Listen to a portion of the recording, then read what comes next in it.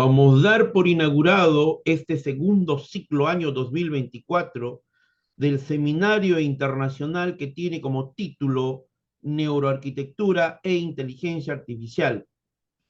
El título de la ponencia, Mundo Paralelo, Entorno Construido y Objetual, Inteligencia Artificial. Esta ponencia está a cargo de una dama, miembro e integrante del Instituto Peruano de Inteligencia Artificial y Ciudadanía Digital, la maestra arquitecta Fátima Barrera. Ella es maestra en arquitectura por la Universidad Nacional Autónoma de México en vinculación con el Centro de Ciencias de la Complejidad por su investigación Estudio Neurocientífico aplicado a la arquitectura, la relación neural entre forma y sensación. Además, ella es licenciada en diseño arquitectónico por el Centro Universitario de Comunicación. Es una dama profesional compleja y completa, además de tener una experiencia en el mundo ingenieril. Constantemente identifica problemas y también resuelve problemas en el ámbito de la arquitectura, de la ingeniería y donde ella se desarrolla.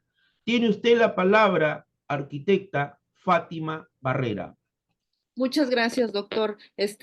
Bueno, siempre es bien bonito escuchar estas bienvenidas tan halagadoras, ¿no? O sea, este, eh, les agradezco muchísimo al Instituto Peruano también por permitirme presentar diferentes temas, que también considero de mi interés y que creo que a la comunidad pueden serle de mucho beneficio. Hoy vamos a hablar de un tema muy interesante y es justo este tema de la neurociencia y cómo pues hay estudios que pueden ser aplicados a la arquitectura, como fue el caso de la tesis que desarrollé, en este caso sería la investigación que desarrollé para obtener el grado de maestra, ¿no? Entonces, vamos a recordar, y voy a compartir aquí pantalla, vamos a recordar en qué nos quedamos justo para que podamos, a partir de esa remembranza, tener pues ya algo más claro, ¿no? Recordemos que el hecho de que yo les hablara de la arquitectura relacionada con un estudio neurocientífico aplicado y entender la relación neural, devenía justo de entender el alfabeto visual, ¿no? Que era entender que todo aquello que compone nuestro entorno es relacionado precisamente con la geometría, ¿no? Y ya hablábamos de Donis Adondis, que nos había propuesto precisamente un alfabeto visual en donde su composición a través de diferentes componentes, por eso es un alfabeto, como en el caso del abecedario. En este caso hay diferentes componentes que hacen que una imagen pueda tener una composición interesante. Esos componentes y esas composiciones, para mí era interesante analizarlas a través de la perspectiva de un análisis científico, que en este caso ese análisis tiene que ver con pues temas de electroencefalograma, ¿no? Y en este sentido era un poquito lo que les mencionaba de la presentación de la página con las intenciones investigativas a aquella neurocientífica que me hizo el favor de tutoriarme la tesis, ¿no? Entonces, la idea era que este alfabeto visual nos diera la oportunidad de reconocer emociones, que pudieran sentir un grupo de control y poder a partir de ahí establecer pues conjeturas, ¿no? Esto evidentemente tiene su complejidad. Vimos los estímulos que estuvimos hablando, que era contraste, armonía, y bueno, un proceso un poquito relacionado con este tema, ¿no? Ya habíamos dicho que un electroencefalograma pues, nos permitía entender la actividad eléctrica del cerebro y comprender cuál era pues, la mayor actividad que podía pues a lo mejor componer ese estudio a través de la visión de las imágenes y poder deducir a partir de entender qué electrodos tenían más actividad, pues cuáles eran las conjeturas que podíamos sacar con relación a eso. Mi tesis, para poder ser, pues tenía o tuvo más bien una parte filosófica muy interesante, que es justo la que vamos a plantear ahorita. Cuando hablamos de esta parte del mundo paralelo, y a mí me gustaría dejar esto muy en claro, cuando yo digo mundo paralelo, estoy hablando, y creo que quedó claro ese día, de cómo hemos pasado de un ambiente natural, ¿no? Es decir, donde se nos da la naturaleza tal cual y de repente nuestra propia capacidad de ser conscientes y muchos otros componentes que nos hacen ser humanos nos llevan precisamente al realizar objetos y creaciones, ¿no? Y les sugería, de hecho mi tesis lo sugiere así, que el ser humano es una creación que crea, ¿no? A lo mejor el decir que el ser humano es una creación podría considerarse algo muy espiritual o con otra connotación. No sé qué es la vida, o sea, esa respuesta yo creo que nadie la tiene, pero sí me queda la duda de que precisamente eso que yo no necesariamente he imaginado y he creado, pues de dónde viene, ¿no? Es una pregunta y una duda a la que no tengo respuesta y muchas personas no. Entonces, por eso justo la tesis habla de que estamos hablando de proposiciones teóricas y todo el tiempo lo voy a recalcar, ¿no? Como no he llegado a la comprobación de las proposiciones teóricas que les estoy proponiendo, no puedo aseverar nada más que solo decir que la tesis tiene una coherencia lógica y tiene una validez con otros autores que al final del día hacen que esto pueda considerarse interesante, ¿no? Pero hasta no ver una comprobación no podemos al final del día decir nada, no hay conclusiones, queda todavía abierto. Entonces, basados en eso, tenemos que resolver justo estas preguntas filosóficas. Y esto fue algo muy interesante porque el hecho de tener una vinculación con un centro, pues justo, ¿no? Que habla de la complejidad y la manera en cómo los problemas que existen hoy en día o los planteamientos de las preguntas se vinculan a la a la transdisciplina, a la interdisciplina, y es importante pues saber navegar por esas aguas, ¿no? De ahí viene la complejidad, de que cada vez los problemas son más, pues sí, perdón por la redundancia, pero son más complejos y sus soluciones requieren de un apoyo extraordinario de otros conocimientos que no necesariamente van a ser el diseño, la arquitectura, las ingenierías y tal, ¿no? Sino que son conocimientos que devienen de las ciencias duras.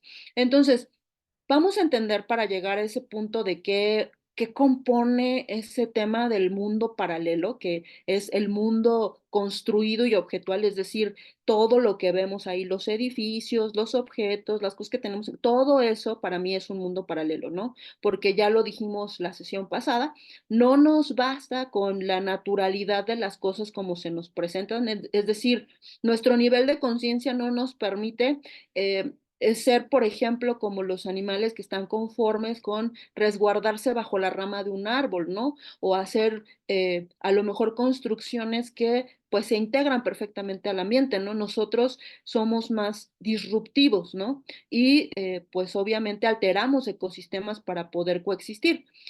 Y cuando yo estaba justo en esta parte del posgrado, la parte arquitectónica es diseño arquitectónico y esa parte era muy filosófica. Entonces, para yo poder, pues obviamente tener validez con lo que estaba diciendo y me aprobaran la tesis, me hacían un montón de cuestionamientos a los que nunca me rendí y bueno, pues siempre les busqué este tema. Entonces, por eso mi tesis tiene una parte filosófica que satisface precisamente las preguntas y cuestionamientos que me hacían mis tutores en el área de diseño arquitectónico y la otra parte pues es la propuesta de la experimentación que satisface precisamente esta otra parte de la ciencia, ¿no? Entonces, para entender precisamente la complejidad de lo que estamos hablando, hay que entender qué es ese sujeto, ¿no? Obviamente yo les mencioné la vez pasada que me basé en Antonio Damasio, que es un neurocientífico contemporáneo, que bueno, él está ahorita en California, en la Universidad de California, y lo que hace es investigación relacionada con la conciencia. ¿Por qué es importante entender este tema de la conciencia? Y como ya lo mencioné hace un momento, el hecho de que nosotros no nos baste la naturalidad de las cosas y tengamos este nivel de conciencia es precisamente lo que nos lleva a esa construcción. Entonces, las características que el sujeto tenga, como es la conciencia, la subjetividad y los procesos mentales que emergen precisamente de nuestra actividad en nuestro sistema nervioso, que ese es el receptor. De hecho, hay muchos físicos que afirman que precisamente la conciencia solamente podría encontrar cabida en materia orgánica. Esto yo no vuelvo a lo mismo, sigue siendo una conjetura, ¿no? No es algo comprobado, pero se cree, se piensa que precisamente el hecho de que exista la complejidad de lo que nosotros somos deviene justo de que es parte de una cuestión biológica, orgánica, y pues de un montón de componentes, ¿no? Si quisiéramos hacer una comparación con lo que hoy la inteligencia artificial realiza para resolver problemas, pues se queda muy corta. O sea, en realidad era, bueno, no sé si han tenido la oportunidad de ver otros videos que aparecen en el Instituto Peruano y de los que hemos hablado recientemente, como los autos autónomos, podemos darnos cuenta que construir un auto autónomo que medianamente tenga la oportunidad de eso, de ser autónomo y de conducirse solo, pues se integran varios componentes. Bueno, a nosotros nos integran también muchas dimensiones para hacer lo que hacemos. Y esa complejidad se cree, se piensa que radica justo en nuestro cerebro, ¿no?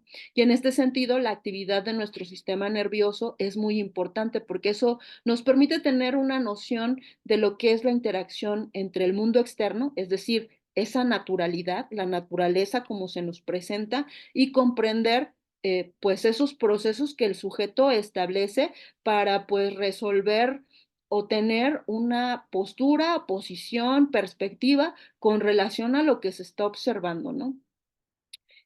Bueno, podemos decir que cuando se analizan estas dos perspectivas, podemos darnos cuenta que ocurre, que hay cosas que el sujeto piensa y que las piensa porque recibe estímulos del mundo exterior, ¿no? De hecho, nosotros estamos altamente estimulados todo el tiempo, aunque no nos demos cuenta, aunque no seamos conscientes. Cuando iniciamos estas charlas de lo que componía mi tesis, yo les hablaba acerca de un pequeño cuento, descripción o narrativa en donde les decía qué es lo que sucede con un ser humano. Te levantas, escuchas los sonidos, vas despertando, la luz que entra por tus ojos, todos estos componentes, cada cosa que nosotros selectivamente hacemos, que solamente pongamos atención en unas u otras cosas, hacen precisamente una complejidad, ¿no? Y ahí viene, por ejemplo, este tema de los robots, ¿no? O sea, ¿cómo haces que un robot solo atienda una sola voz, ¿no? Eso es una complejidad muy, muy fuerte. Nosotros podemos hacer esa selectividad, pero cuando un robot se encuentra en entornos ruidosos, por eso cuando yo veo desarrollos en donde se me presenta un robot haciendo actividades, por ejemplo, de convivir, de servicio, ¿no? Un robot mesero, que es justo lo que hace bueno, un doctor que se dedique a estas cuestiones y de la cuestión de las señales auditivas, podemos entender esa complejidad, ¿no? O sea, no es sencillo para un robot ser selectivo con solo una voz, porque en realidad sus sensores están detectando todo el entorno, ¿no? Pues nosotros no, nosotros tenemos todos esos estímulos al mismo tiempo y podemos lograr ser lo suficientemente selectivos como para elegir algo en un momento dado. Bueno, comprendiendo que somos entes que estamos completamente estimulados por ese mundo exterior, pues resulta que nosotros vamos a organizar mapas neurales que van a permitir el surgimiento de imágenes, las cuales vamos a poder comprender con analogías, ¿no? Y ahorita les voy a hablar esta analogía de los dos espejos que se están mirando uno frente al otro, porque es una propuesta del científico cognitivo Hofstadter. Bueno, primero les voy a explicar estos dos diagramas que están aquí. Para yo construir un mundo paralelo, tengo que haber imaginado, ¿sí me explico? O sea, chequense la complejidad, ¿no? Esto de la imaginación no es sencilla, ¿no? Tengo que haber imaginado con esos estímulos que me fueron puestos en el espacio, con la habilidad que tengo para cuestionarme cosas y solucionar problemas, justo es eso, tengo que haber imaginado algo que posteriormente puede ser mapeado. Esto que vemos acá, este mapa, esto existe hace poco, no, bueno, relativamente poco, se puede hacer estos mapeos de actividad neural por medio de, bueno, obviamente una tecnología que en este momento no podría describir completamente, pero justo esto puede hacerse, ¿no? Y Damasio propone justo esto, ¿no? El comprender estos mapas neurales para entender pues la conciencia, ¿no? De hecho, su objetivo al final del día es o sería el que nuestra conciencia pueda ser mapeada por esa actividad neural. Bueno, la propuesta de este lado es un poco menos compleja que eso, ¿no? Y a lo que voy con lo siguiente es, cualquier actividad que nosotros realicemos, yo ahorita muevo la boca, estoy hablando, estoy pensando qué estoy diciendo, o sea, todas esas cosas son muchas dimensiones y mi cerebro está ahorita haciendo mapas neurales de toda esa actividad que estoy teniendo. Entonces, cuando nosotros imaginamos algo, inmediatamente van a surgir dentro de nosotros pensamientos que vamos a sentir lúcidos, como si fueran reales, ¿no? Es decir, no sé, si ahorita yo les digo, piensen en una playa soleada con un coco en un camastro, en un atardecer maravilloso, bueno, pues yo voy a hacer que esta narrativa a ustedes les vaya dando pues precisamente material para que lo imaginen. Ahora, eso está en la realidad de los hechos, no, está en nuestra imaginación. Y es por eso que se dice que aquello que nosotros podemos imaginar, nuestro cerebro lo interpreta como real, porque al final del día hace las mismas conexiones sinápticas y establece precisamente las mismas, puedo decirlo, no sé, no estoy segura, pero puede establecer las mismas redes neuronales o, que al final del día permitan justo poder imaginar aquello que les estaba yo narrando. Bueno, para construir nuestro mundo paralelo, para ser nosotros inocentes de construcción, pues tenemos que entender que eso es lo que hacemos. Nuestro proceso de diseño involucra el que podamos imaginar algo que no existe, que obviamente tenemos inputs de información que nos permiten justo poder crear cosas que imaginamos que si la vida lo permite podemos llevar a la realidad. Eso es una dimensión de un ser humano que quiero que lo tengan siempre en mente, ¿no? A ver, bueno, vamos a continuar. Por otro lado, quiero que entiendan lo siguiente, y pongo estas imágenes porque me encantan, ¿no? Me encanta mucho, o sea, yo sé son bueno, resonancia magnética, fMRI, que es así como le dicen, porque bueno, así es como se escribe en inglés, pero a lo que voy con lo siguiente es, nosotros podemos lograr ver aquí las imágenes de un cerebro, por ejemplo, con depresión, pero podemos ver lo que ocurre con un cerebro que no tiene depresión. Y entonces viene junto con pegado el tema de lo que yo les decía con relación a la imaginación y con relación al tema de las redes neurales que se establecen cuando nosotros pensamos o imaginamos algo. Yo puedo deducir, y estoy infiriendo, que solamente la depresión tiene ciertas áreas del cerebro activadas, porque regularmente las personas que están deprimidas están muy concentradas en su pasado, en una parte de su pasado que fue desagradable y que no fue placentera, que les hace sentir culpa y vergüenza. Y en ese sentido, pues tienen un juez, un autojuez que los castiga y entonces solamente centran pues la concentración de su imaginación, porque es algo que no está pasando, o sea, no está ocurriendo, ¿no? Nuestra imaginación es bendita por eso, ¿no? Porque podemos imaginar cosas muy positivas que nos mantengan justo teniendo mapas neurales y a lo mejor, no a lo mejor, y tener precisamente en nuestra farmacia química químicos que nos hacen sentir confortante al hecho de imaginar, pero también podemos irnos al lado contrario, al espectro negativo. Y en este sentido podemos darnos cuenta qué pasa cuando un cerebro no está depreso. En este sentido podemos ver cómo la actividad neural en varias partes del cerebro están encendidas, ¿no? O podemos ver mucha actividad. Pasa exactamente lo mismo cuando, por ejemplo, nosotros pasamos mucho tiempo sedentarios haciendo una actividad. De hecho, se recomienda que cada cierto tiempo, si estás en la oficina, te pares y estires un poquito los pies o si vas a, si que salgas a comer, ¿no? O sea, así que camines para que cambie precisamente la configuración de tu cerebro al tener más alertas. Bueno, aquí es lo que pasa antes del ejercicio y después del ejercicio, ¿no? Como podemos ver, hay muchísimas áreas activadas, ¿no? Ahora son distintas, ¿no? O sea, es contrario. Por ejemplo, yo aquí puedo deducir que es uno de los lóbulos que probablemente tiene implicaciones con la memoria. Estoy muy segura de ello, ¿no? Entonces, en este sentido, cuando hablamos del ejercicio, pues depende, ¿no? De qué actividades estemos haciendo, porque bueno, la complejidad de ahí viene. Cada que yo muevo un brazo, cada que yo abro los ojos, cada que yo estoy hablando, hay redes neurales que se están construyendo. Y no sé si se acuerdan cuando hablamos, por ejemplo, de las redes neurales que tratan de entrenar una máquina, ¿no? Que tratan de simular justo eso, neuronas. Pues no tienen nada que ver con esta parte, o sea, para nada podríamos ni siquiera compararlas con relación a toda la actividad que nosotros estamos teniendo en un segundo. O sea, no habría energía suficiente para que nuestro cerebro, bueno, para que este tipo de desarrollos pudieran hacer medianamente todo lo que nosotros hacemos con el hecho de caminar, de respirar, de pensar, de imaginar, y todo al mismo tiempo, ¿eh?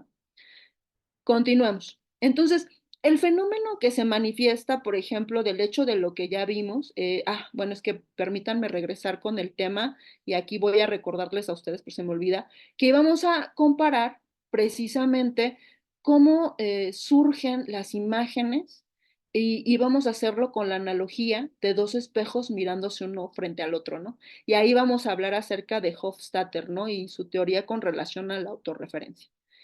Para que nosotros entendamos cómo nos comportamos y pueda ser para nosotros fácil de digerir, Hofstadter habla de una parte muy interesante. Él define que nuestro pensamiento o nuestra subjetividad surge a partir de la confrontación que nosotros tenemos de observar esa realidad, ¿no? Y a eso le llama un espejo mirándose frente al otro. O sea, yo cuando leí eso, o sea, no, se me voló la cabeza, ¿no? Porque de repente dije, a ver, sí, es neta, o sea, yo puedo estar frente a la naturalidad de las cosas y es esa naturalidad la que me llena de estímulos, ¿no? Que posteriormente yo transformo en señales electromagnéticas, son fotones de luz que mis ojos, bueno, hay una complejidad bárbara en cada actividad que nosotros realizamos. Y entonces justo lo que decía Hofstadter es, a ver, pónganse a pensar un segundo, piensen que esa realidad que ustedes están viendo es como mirar un espejo frente al otro. ¿Qué ocurre cuando hacemos esto? Y esto yo creo que en los elevadores que tienen espejos lo hemos visto. Pues que se va a crear infinitas imágenes a las que podemos considerar como fractales, ¿no? O sea, lo que hacía Hofstadter para hacer este tipo de cosas es que en lugar de poner un espejo frente a otro espejo, tomaba imágenes de video, o sea, es decir, la cámara de video la enfrentaba pues con la computadora, con el televisor, y empezaban a ocurrir justo estos fractales, ¿no? Era incluso mucho más bonito de lo que estamos viendo aquí.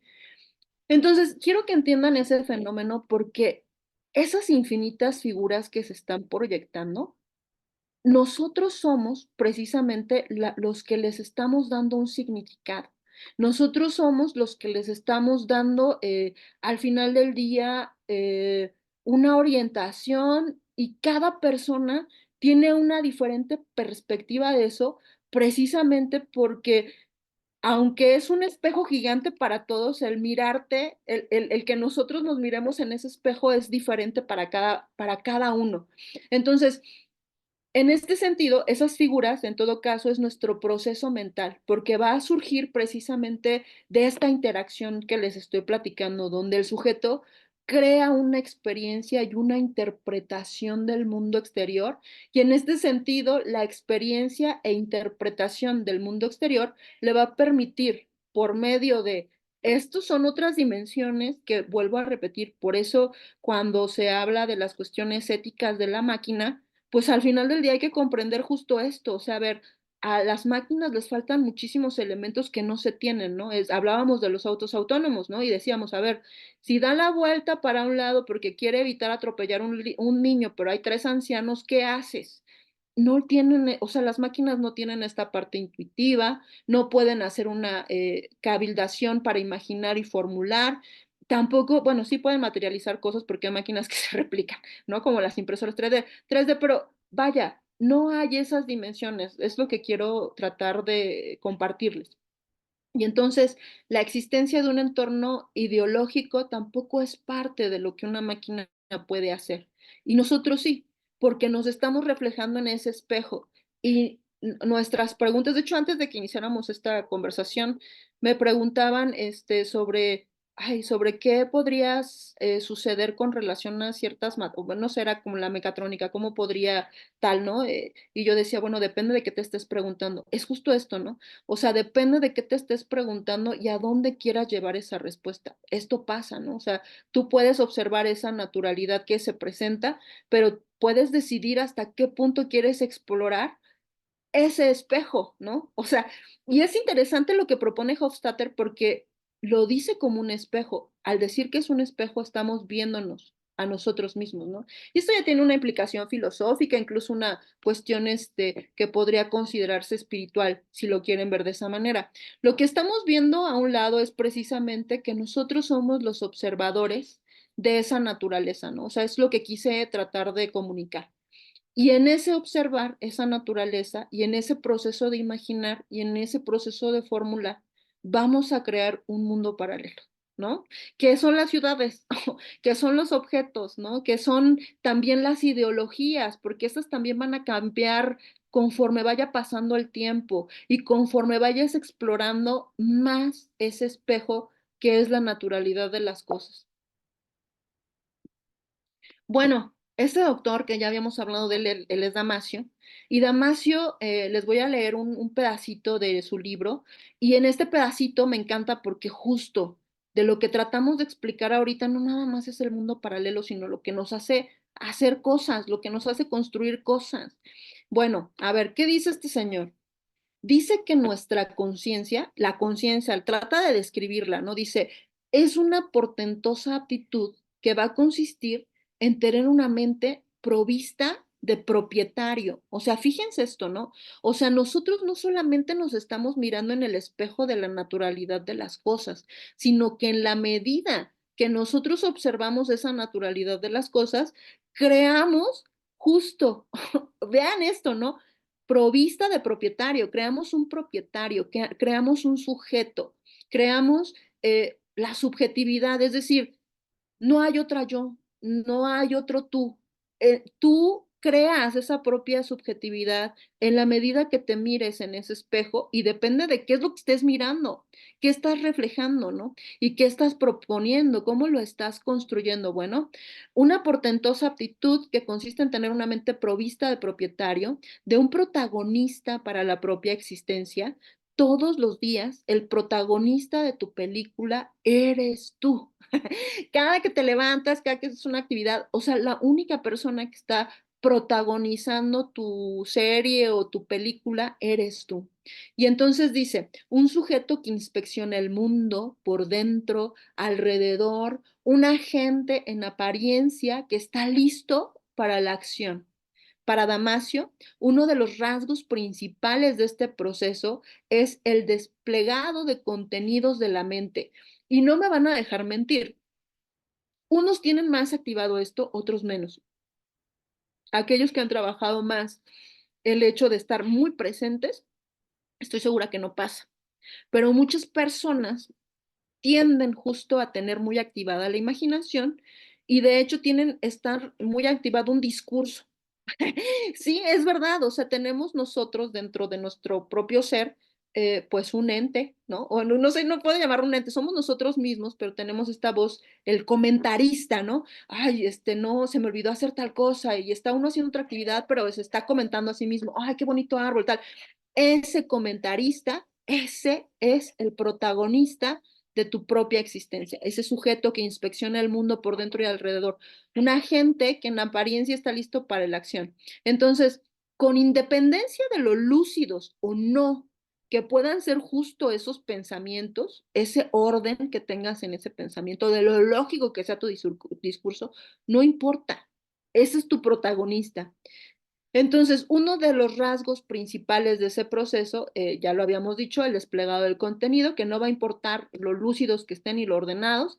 Y bueno, él considera que esos contenidos están conectados a nuestra mente por medio de unos hilos invisibles que, pues evidentemente, van a componer nuestra subjetividad, nuestro yo. Es decir, mi Fátima y tú, mi yo y tú. Entonces, pónganse a pensar lo que está planteando este señor, que para mí es muy interesante. Entonces, nace nuestro yo, pero nuestro yo nace justo del mirar el mirar la naturalidad de las cosas, nuestro contexto, vamos construyendo nuestra propia ideología. En un principio, a lo mejor pensamos cuando somos adolescentes, ¿no? Yo soy muy libre pensador y tal, pero después te vas dando cuenta que en realidad eres parte de una colección de muchas narrativas que hay por ahí, ¿no? O sea, y lo vamos a ver más adelante, porque esto involucra también nuestro propio lenguaje. O sea, Derrida, ¿Quién más? Wittgenstein. Muchos filósofos no pueden estar equivocados, por supuesto que no. O sea, nuestro lenguaje es finito, es decir, tiene un límite. Hemos construido narrativas que pueden repetirse hasta el infinito como un bucle, pero en realidad no hay más narrativas que te puedas contar. De hecho, las tiendas de moda lo saben. O sea, ¿por qué lo saben? Porque vas a encontrar siempre los mismos 5 tipos de prendas que te puedes poner, porque están diseñados para 5 tipos de personas. Está la hippie, ¿no? O sea, vas a encontrar ropa súper hippie. ¿Por qué? Porque ese es el mismo discurso. El cuate alternativo, súper rockero, vas a encontrar el cuate de traje que es el oficina. O sea, vas a encontrar a los mismos personajes. Entonces, en este sentido, en realidad no creo que haya mucha narrativa para muchos yo, porque justo se construye de eso que tú estás contemplando ese espejo. Y ese es el inicio de la subjetividad. Y él agrega, ¿no? Que si no tuviéramos conciencia, es decir, una mente que estuviera dotada de subjetividad de un propietario, no tendríamos modo de conocer que existimos. O sea, nosotros no sabríamos ni quiénes somos, porque ¿quién se estaría haciendo la pregunta? ¿Quién rayos estaría preguntando qué es esto y por qué está pasando esto y qué quiere decir esto? Estamos todo el tiempo tratando de dotar de significado muchísimas cosas. Entonces, en este sentido, esa fiesta que llamamos yo, esa subjetividad, pues obviamente no hay otra manera de realizarla si no es frente a eso que propone Hofstadter, ¿no? Ese espejo. No tendríamos modo de conocer que existimos, no sabríamos quiénes somos, qué pensamos, sin la subjetividad y la creatividad, pues no habría florecido, porque la creatividad viene de la necesidad. O sea, es algo que quiero dejar muy claro, ¿eh? Ser creativo es algo muy bello, pero quiere decir que eres alguien muy necesitado. No, es decir, ¿por qué? ¿Por qué? Porque la creatividad nace de la necesidad. Es decir, yo creo cosas y creo objetos porque los necesito, ¿no? O sea, fíjate que requiero de un techo que cubrirme porque las condiciones climáticas, pues, pues no, yo no quiero que me llueva encima, yo soy sedentario, ya creamos un sistema, interesante, ¿no? Ya no somos nómadas y tal. A eso es a lo que voy. Entonces, fíjese qué interesante es todo este tema porque no tendríamos eso si no fuéramos conscientes. Por eso nuestra conciencia juega un papel fundamental. Y es por eso que Damasio no podía no estar aquí. Y me gusta Damasio porque trata estos temas desde la psicología, la filosofía, la neurociencia, la cuestión fisiológica. El cuate es un experto en este tema. De hecho, trabajó mucho con esas cuestiones fisiológicas, ¿no? Y eso es algo muy interesante que hay que aplaudir. Y su obra para mí, desde mi perspectiva, es justo un compendio y un ejemplo de lo importante que es la transdisciplina y de que cómo requerimos que para solucionar problemas ser más complementarios con muchísimas cosas. Entonces, a través de estos hilos invisibles, pues construimos esta parte y no seríamos creativos y no habría florecido pues ni las canciones, ni la pintura, ni la literatura. ¿Por qué no habría surgido eso? Porque justo nuestra necesidad nos lleva a eso, nuestra experiencia. ¿De dónde viene la música? La música viene justo, ¿no? De la experiencia, de la necesidad que tiene ese sujeto de expresar a su propietario, ¿no? Y la manera en cómo ve el mundo, que ciertamente hoy en día creo que si analizamos a nuestra sociedad por la música que escucha, pues la verdad es que creo que tienen un mundo muy básico y banal, ¿no? O sea, aunque las canciones en la letra pudieran haber sido o estuvieran diciendo exactamente en el amor alguna cuestión similar a lo que dicen estas letras que son muy soeces, había una manera expresiva de tener una emocionalidad más completa, ¿no? No una cuestión básica, troglodita, más animalesca, ¿no? Entonces, creo que si analizáramos por eso yo creo que, o sea, hace poquito vi un concierto aquí en México donde vino Iggy Pop y yo dije, ay, Dios mío, pobre Iggy, ya no puede ni con su vida. Y es justo por eso, porque esta sociedad no tiene exponentes eh, con los que a lo mejor cubrir esa parte emocional, ¿no? Esa parte que es necesaria. Entonces, vamos de nuevo, o sea, la literatura, o sea, ¿de qué se compone la literatura, no? Yo empecé leyendo novela. O sea, no sé, García Márquez, Borges, por ahí de repente un libro de Nietzsche que en ese momento no comprendía como comprendo hoy a cabalidad, ay, no sé, pues varios, o sea, me gustaba mucho esa onda, Benedetti, un montón de cosas. Entonces, a lo que voy con lo siguiente es, ¿de qué hablan? ¿De qué habla la literatura en ese género? Pues de la experiencia, ¿no? ¿Cómo vives la experiencia y cómo el ser humano se narra, ¿no? Se narra a sí mismo y en ese narrarse siempre es algo, pues no sé, ¿no? Le pone uno crema a los tacos, ¿no? Y ahorita vamos a ver más adelante cómo en realidad esa percepción podría ser que ni siquiera exista. O sea, podría ser que ni siquiera exista, piénsenlo. O sea, yo me acuerdo mucho, yo les repito, me he analizado bastante, he tenido esa oportunidad y recuerdo mucho que después de haber pasado 8 años en mi análisis, un día le pregunté yo a mi analista, oye, de todo esto que yo te estoy contando, o sea, en verdad que todo es cierto, ¿no? Porque yo me doy cuenta que mucho de esto tiene que ver con la provocación emocional que tuvo en algún punto mi contexto, pero ¿qué fue lo que pasó? Y ahorita lo vamos a ver cómo en realidad a partir de hechos nosotros creamos narrativas, ¿no? Tuvieron que pasar 8 años para que me diera cuenta de eso, o sea, en realidad no soy tan lista como pienso. Vamos a ver lo siguiente, si la subjetividad no hubiera hecho su realidad o no hubiera aparecido, no existiría conocimiento. Construimos un andamiaje de conocimiento porque es necesario para dejarlo a otras generaciones. Es necesario decirle a esas generaciones qué fue lo que yo percibí, cómo lo percibí, qué comprobé. Así como les dije en ese análisis, ¿no? En ese sillón, así como yo le pregunté al analista, oye, ¿qué todo esto es cierto? Nuestro conocimiento necesita pasar por un filtro, porque justo nos construimos narrativas, ¿no? A ver, ahora compruébame, ¿no? Y yo les he dicho que todo esto, justo todo lo que les estoy presentando es una presunción teórica, ¿no? Damasio no se atreve a decir que su teoría es un hecho. ¿Por qué? Porque falta la comprobada, ¿no? A ver, mira, ya me di cuenta que este mapeo neural, aquí está la conciencia, aunque hay obviamente pues muchos puntos que vamos a ver más adelante. Por otro lado, pues tenemos que entender que no existiría nuestra conciencia, no habría cultura. A ver, bueno, ¿de dónde surge la cultura, no? O sea, por eso me encanta, porque mis profesores me decían, oye, Fátima, pero es que esto, a ellos les parecía que el que yo quisiera enfocarme en algo muy científico, dejaba de lado muchas dimensiones que pudiera no yo considerarlas, ¿no? Y por eso creo que me encantó que me cuestionaran tanto. Entonces, en este sentido, pónganse a pensar en esta parte. Nuestra cultura surge de una mezcla de subjetividades en donde nos ponemos en un punto de acuerdo. Vamos a crear un cuerpo común de información. Y depende, obviamente, pues digamos, de que el rango de las personas que estemos cercanas y de aquello que compartamos a diario, ¿no?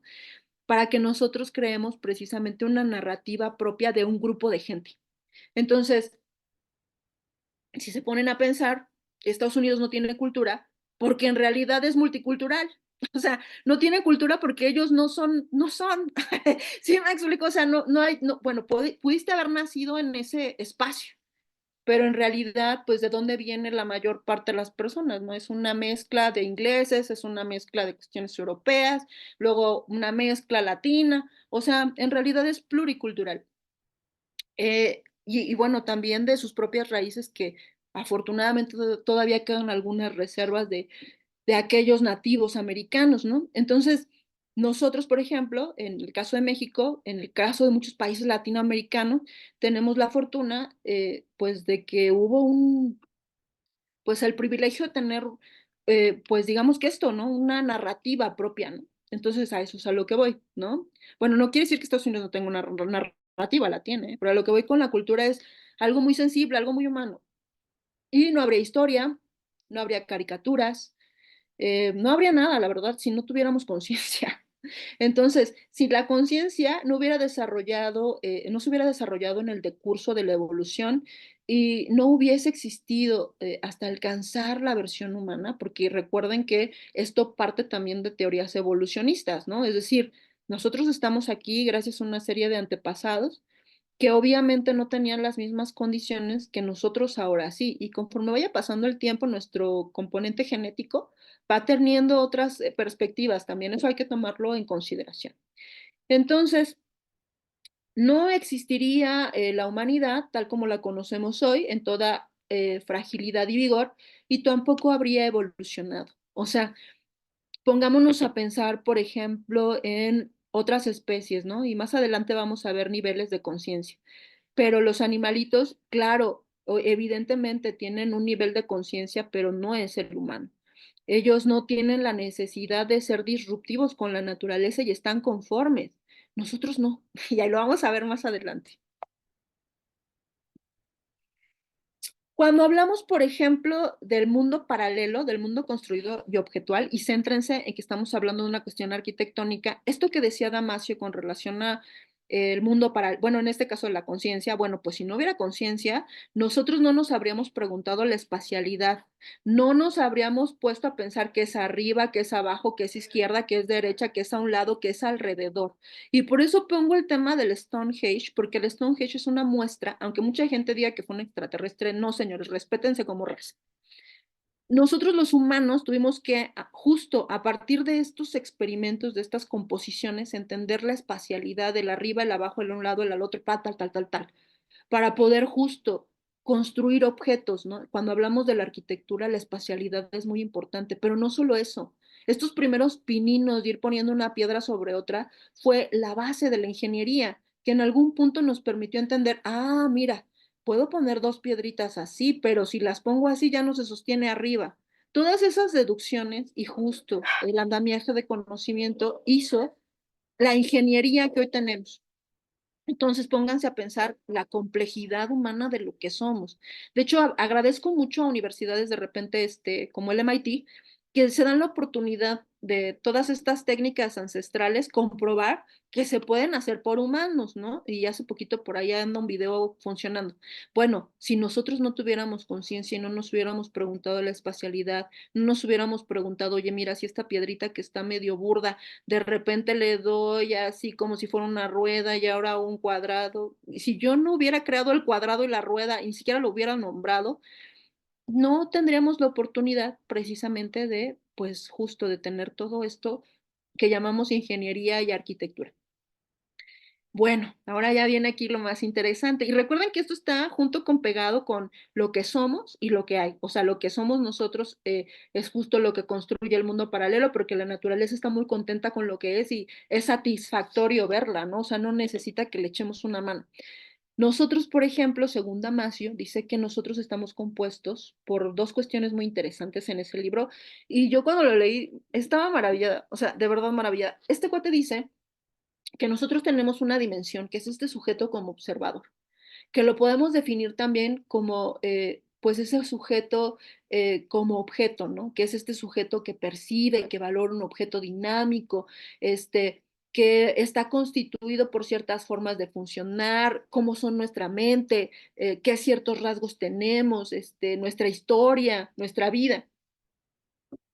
Y también dice que nos compone otra dimensión, que es este sujeto que conoce, ¿sí? Es el proceso justo que le da el enfoque a la experiencia que vivimos, ¿no?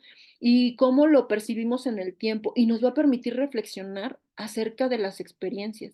Entonces, se pueden dar cuenta, el sujeto como objeto es el observador, somos el sensor, o sea, es por eso es objeto, porque veámonos como un robot, o sea, es un robot biológico, si quieren verlo así.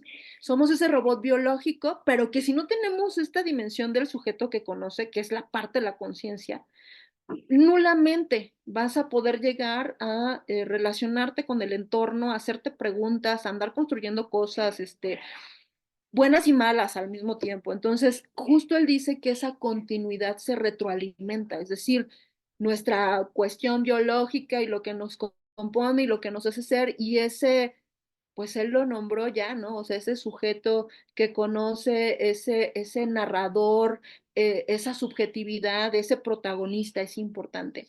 Entonces, esos contenidos, y no solo lo dice Damasio, lo dicen matemáticos y físicos. Entonces, dice que esos contenidos tienen una base biológica. Y cuando digo que lo dicen otras personas es que se cree que solamente eso puede pasar en una base biológica. Y eso es muy interesante pensar, ¿no? Cuando hablamos, por ejemplo, de la conciencia de máquina y etcétera, etcétera, pues tenemos que pensar que en realidad puede ser que no sea del todo cierto, ¿no? O sea, ¿por qué? Porque ya les repetí, la energía que se requiere y todos los sensores que tendrías que construir, que ni siquiera creo que todavía están planeados, no, es brutal, es brutal. No sé si a lo mejor en el 3055 a lo mejor la vida me sorprende y lo hacen pronto, pero no lo creo, ¿no? Entonces, yo hice estos diagramas y componen justo mi tesis para tratar de ejemplificar esta complejidad, porque bueno, la verdad es que el libro es un bonito bocado, pero sí está compleja, está complejo, vaya. Y luego dice Damasio, a ver, ya tenemos el sujeto que conoce, pero ya tenemos el sujeto como objeto, pero pónganse a pensar que si no hay emociones, la verdad es que no hay nada. Entonces dice Damasio, él considera que la continuidad con relación a la identidad del sujeto, si uno le va a agregar una dimensión más, porque William James es un psicólogo, que él también forma parte justo de su parte, su teoría, y él dice que las cosas que permiten que nuestra mente conozca, que entienda sus dominios, de qué es dueño, o sea, de qué es propietario ese sujeto, son las emociones. Ya ven, por eso cuando les dicen, a ver, espérame, o sea, y saque un comentario y lo que te choca, te checa, pues se refiere justo a esto. O sea, la emoción hace que yo justo sea distinto. O sea, que yo sea único, porque lo mismo que tú percibes no es lo mismo que yo percibes, en tanto no le das el mismo nivel de emocionalidad. Aquello que te causa disgusto a ti puede ser que no me lo cause a mí. Lo que te hace feliz no necesariamente me hace a mí. Y ahí viene esa complejidad humana, ¿no? Entonces, para que uno pueda pensar que existe precisamente un ser humano con esas dimensiones y con una unicidad, pues las emociones van a jugar un papel muy importante. Y recordemos que la tesis, en realidad la parte científica de esta tesis, de esta investigación, depende de la parte emocional porque es algo que queríamos mapear con relación al alfabeto visual. Entonces, yo estoy muy de acuerdo con Damasio, ¿no? Yo sí creo que esta dimensión emocional a mí me permite saber qué me choca y qué me checa. Sigue siendo una presunción teórica, así véanlo todavía. Podemos considerar que nuestra subjetividad entonces es precisamente la construcción de un yo, ¿no? Es ese reflejo de la información de nuestros conceptos aprendidos a lo largo del periodo de vida, de lo que consideramos nosotros como propio, de la conformación de nuestra propia subjetividad. Y por eso justo yo siempre estoy de acuerdo, y de hecho no había yo checado no había yo checado justo que un sociólogo por ahí coincidía conmigo, digo coincidía porque no lo había yo visto hasta hace poco, ¿no? Seguro lo dijo hace mucho, pero yo apenas lo acabo de ver.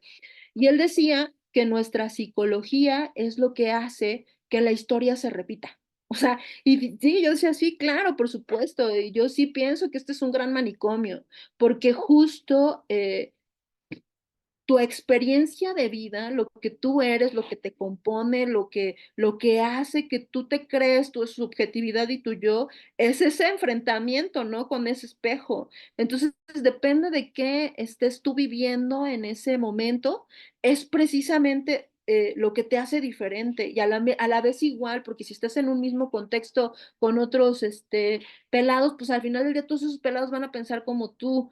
Y por eso es difícil a lo mejor lograr un entendimiento con personas que no piensan como nosotros, porque nuestra cabeza no nos da para pensar que otra gente no necesariamente vive las mismas condiciones que tú. Y a veces el hecho de que tú no puedas ser lo suficientemente empático como para darte cuenta de eso, provoca muchísimas discrepancias y provoca también muchísimos conflictos, ¿no? Es eso, es justo una torre de Babel emocional, ¿no? No somos capaces de darnos cuenta que nuestras burbujas no encajan en otras burbujas, que nuestros contextos son distintos. Y entonces yo sí creo fielmente que el gran manicomio necesita justo entenderse, comprenderse, hallarse en esta, en entender que esa mota de polvo tiene otras 8.000 millones motas de polvo que están en un universo que les importa un carajo, al universo le importamos un carajo. Entonces, en ese sentido, creo que ser así de humildes y la humildad que viene también de reconocer que somos finitos, haría una mejor sociedad, que es justo lo que está pidiendo este contexto de inteligencia artificial. Creemos que podemos crear máquinas inteligentes que podemos poner justo al beneficio de las personas y en ese beneficio ignoramos que realmente estamos siendo muy orgullosos, ¿no? Al pensar que realmente nosotros podemos realizar ese tipo de acciones a un nivel magnánimo como se espera, ¿no? ¿Por qué? ¿Por qué? Porque estamos siendo muy orgullosos en ese sentido, porque no nos damos cuenta, ¿no? O sea, justo es no saber los contextos, ¿no? De otras personas, no entenderlo. Ese no entenderlo hace que esa velocidad abayazante te vaya diciendo, a ver, espérame, si tú quieres poner inteligencia artificial, primero trabaja tu inteligencia emocional y natural para que entiendas que en la medida que tú introduzcas esta inteligencia, lo que vas a hacer es crear, pues precisamente, patrones de realidad que requieren sociedades justas, sociedades ideales que no existen. Entonces, lo vimos con las carreteras, con los autos autónomos, ¿no? A ver, si tú una carretera no la construyes bien, o sea, si tú realmente no haces bien tu chamba, pues, severo problema para ese coche autónomo, porque trabaja no como tú, trabaja siguiendo una instrucción que tú le pones. Continuamos con este tema. Entonces, Damasio decía, y esto era justo, ¿no? Lo interesante de por qué la dimensión emocional, porque la aparición de los marcadores somáticos cuando se yuxtaponen, que es la emoción, él considera la emoción como un marcador somático. Cuando se superpone con ese sujeto como objeto, cuando se superpone con esta parte de esta dimensión del sujeto que conoce, ese narrador, se yuxtapone la emoción, es ahí cuando uno puede entender el sí mismo, es decir, lo que eres tú, tu sí mismo. Y es muy interesante esto que dijo William James y cómo lo mezcla con lo propio que piensa Damasio. En esta conjetura, pues yo considero, si habría que votar, estoy de acuerdo. Entonces, continuemos con el tema. Bueno, esto es muy interesante de plantear. Me encantó justo desarrollar toda esta narrativa porque me dio la oportunidad de meter cuestiones muy interesantes, ¿no?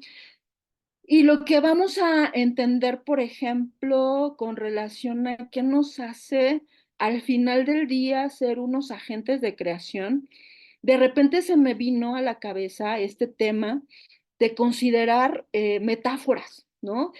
La metáfora es muy interesante porque nos permite al final del día que temas tan complejos se nos puedan dar de una manera muy interesante. Entonces, permítanme leerles esto y ahorita les explico de qué va.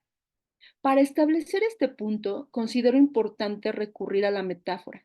Estas nos permiten hacer que la complejidad de la definición del sujeto de estudio sea más llevadera.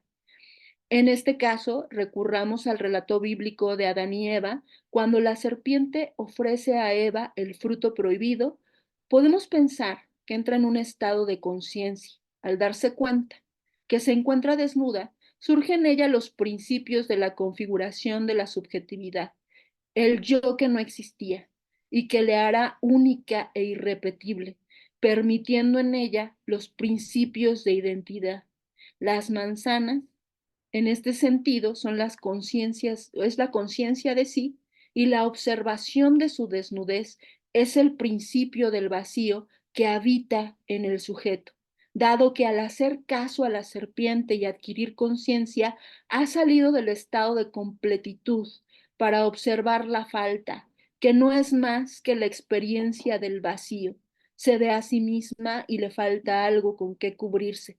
Esa falta, ese vacío, la obliga a llenarlo. Yo parto de la idea de que Eva es la que se come la manzana, ¿no? Y en cuanto se come la manzana, pues al final del día es la que adquiere la conciencia primero. Entonces, en este sentido, ¿qué es lo que quiero que entiendan con esta parte?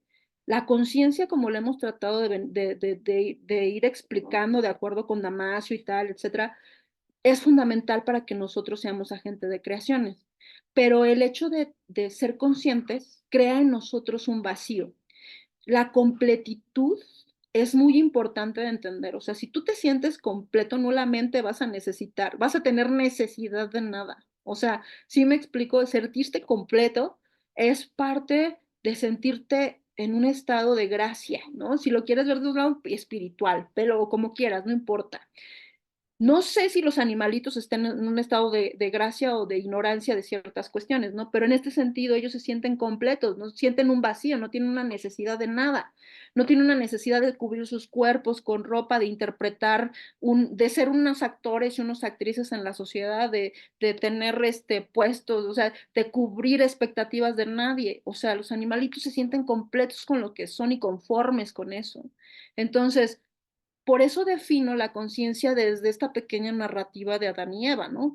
El hecho de que ella tome esa manzana desde mi perspectiva, porque esto no tiene que ver con el cuento, pero desde mi perspectiva es salir de ese estado de completitud, que es un estado de gracia, porque recuerden que están en un paraíso, salir de ese estado de completitud para darte cuenta de la falta. O sea, ser consciente es estar en un estado de vacío constante. ¿Qué es el vacío? No tiene explicación, o sea, aunque lo intentes, o sea, yo te pregunto que me expliques qué es el vacío y lo llenas de cosas. O sea, el vacío no tiene una explicación, por lo que yo en esa tesis considero que el vacío es una sensación. Y esa sensación te va a obligar a llenarlo y te va a obligar a sentirte necesitado. Y en esa necesidad que tú sientas, pues construyes un mundo paralelo, un mundo objetual, un mundo construido con identidad, con objetos, con narrativas, con lo que tú quieras, pero es justo eso, la falta lo que hace que esto sea así. Entonces podemos decir que esta partecita complementa mucho de lo que decía Damasio. Y lo describo aquí, ¿no? O sea, me gustan estos diagramas y siempre me gusta hacerlo así porque a mí me permitía entenderlo y yo espero que ustedes también. Entonces, el sujeto como observador del que estábamos hablando, que es nuestro ente biológico, nuestro robotcito, nuestros sensores, nuestro yo, y ese sujeto que conoce, que es precisamente el protagonista, el que está listo para la acción, el que ya se comió la manzana y se siente vacío, ese merengues con esa sensación de vacío, crea y produce una identidad, crea y produce conocimiento e información, crea y produce un entorno construido y objetual. ¿Por qué? Porque el vacío te obliga a preguntarte te obliga a conocer y quieres más y más y más y más información y tu identidad pues la vas llenando justo de todo aquello que vas absorbiendo del ambiente, ¿no? Nuestra identidad va cambiando, o sea, sí somos los mismos, pero al final del día, conforme más va pasando el tiempo, nuestra identidad va siendo diferente. O sea, no es lo mismo la Fátima de los 20 y de los 30 a la Fátima de hoy, de los 40, ¿no? Es otra Fátima completamente diferente. Entonces, creo que esa parte nos hace comprender justo cómo poco a poco todo lo que pasó en el pasado, al final del día, compone esa identidad. Por eso podemos decir que los chicos, por ejemplo, a los 17 y a los 18 nulamente pueden tener una identidad, ¿no? Van a ir, por eso son jóvenes, por eso al final del día lo que te llama es justo esta parte, pues no sé, salvaje, de conocer el mundo salvajemente, de entenderlo desde una manera contestataria, de preguntarte esto y esto no funciona así, y por eso al final del día cada generación tiene su propia manera de plantearse el mundo. Bueno, regresemos al relato de Eva. Porque esto justo, ¿no? Nos va a dar una conclusión muy interesante. Entonces, regresemos al relato bíblico de Adán y Eva. Les voy a leer ese pedacito y se los explico nuevamente. Regresemos al relato bíblico de Adán y Eva. Si decimos que Eva experimentó la falta, el vacío podría considerarse como una sensación. En un principio, podríamos decir que una de las emociones que motivan a Eva a cubrirse esa sensación de vacío es cubrirse esa sensación de vacío, pero aún hay más. El relato define que Eva sintió vergüenza, una emoción compleja que se experimenta como la turbación del ánimo.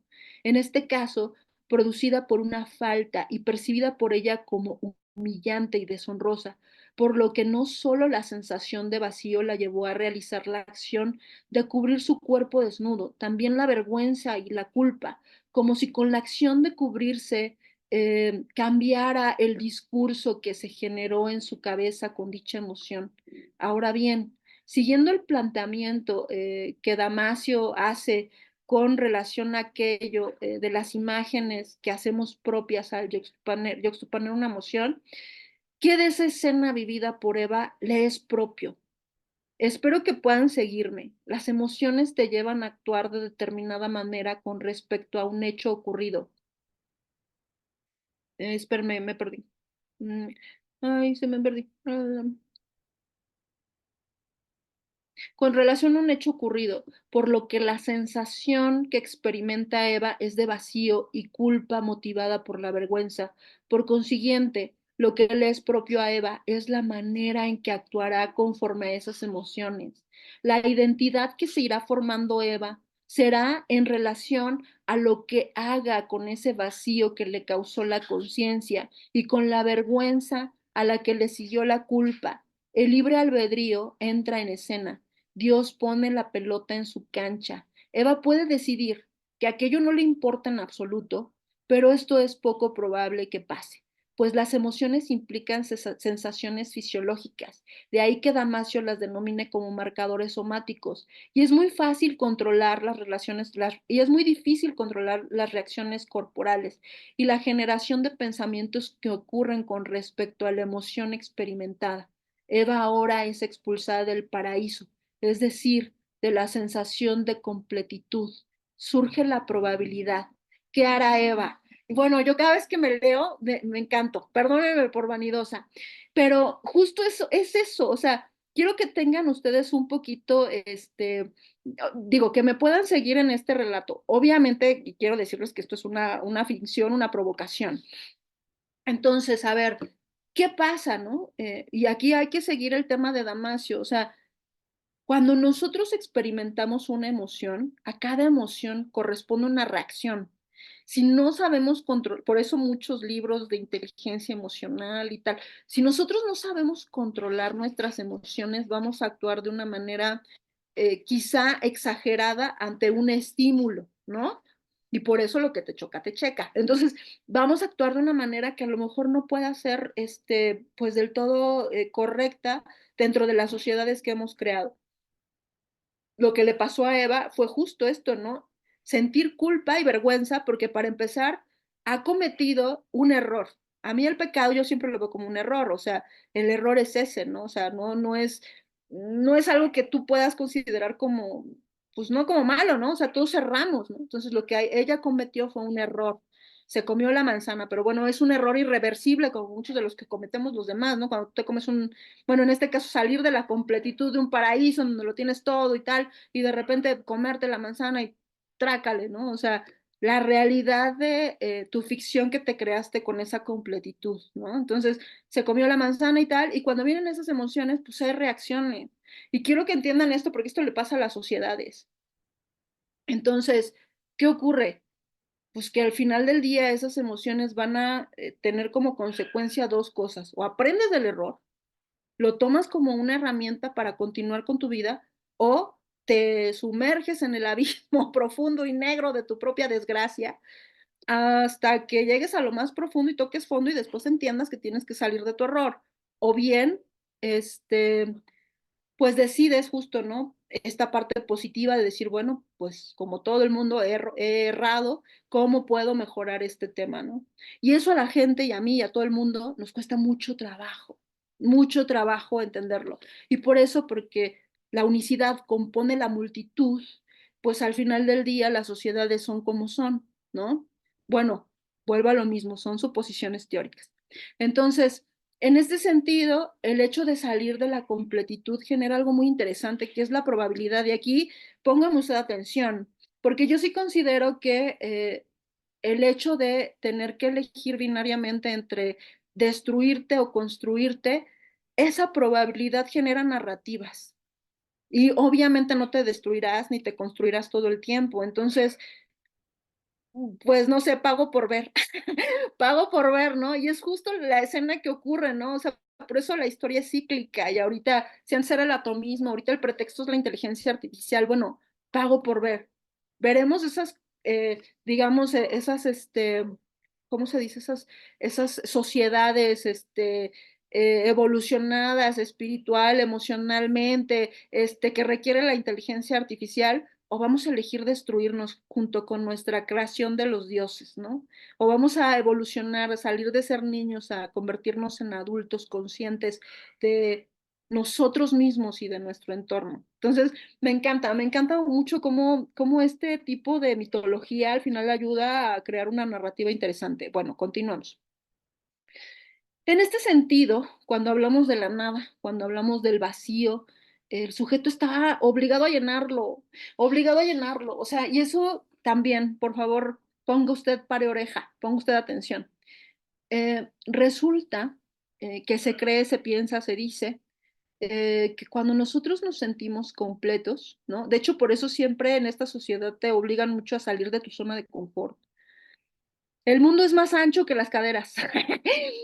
No sé, de una persona muy guapa. El mundo es muy ancho. El mundo es muy ancho. Entonces, cuando tú te quedas en una zona de confort, en un estado de completitud, te pierdes, sobre todo en un escenario donde ya saliste de la manzana de la cuestión divina.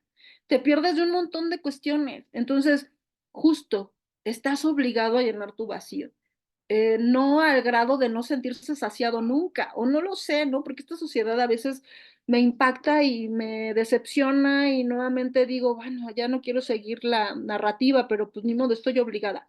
Entonces, pónganse a pensar que esta parte de sentirnos vacíos es llenarlo, pero ¿con qué lo vas a llenar? ¿Con qué vas a llenar tu vacío?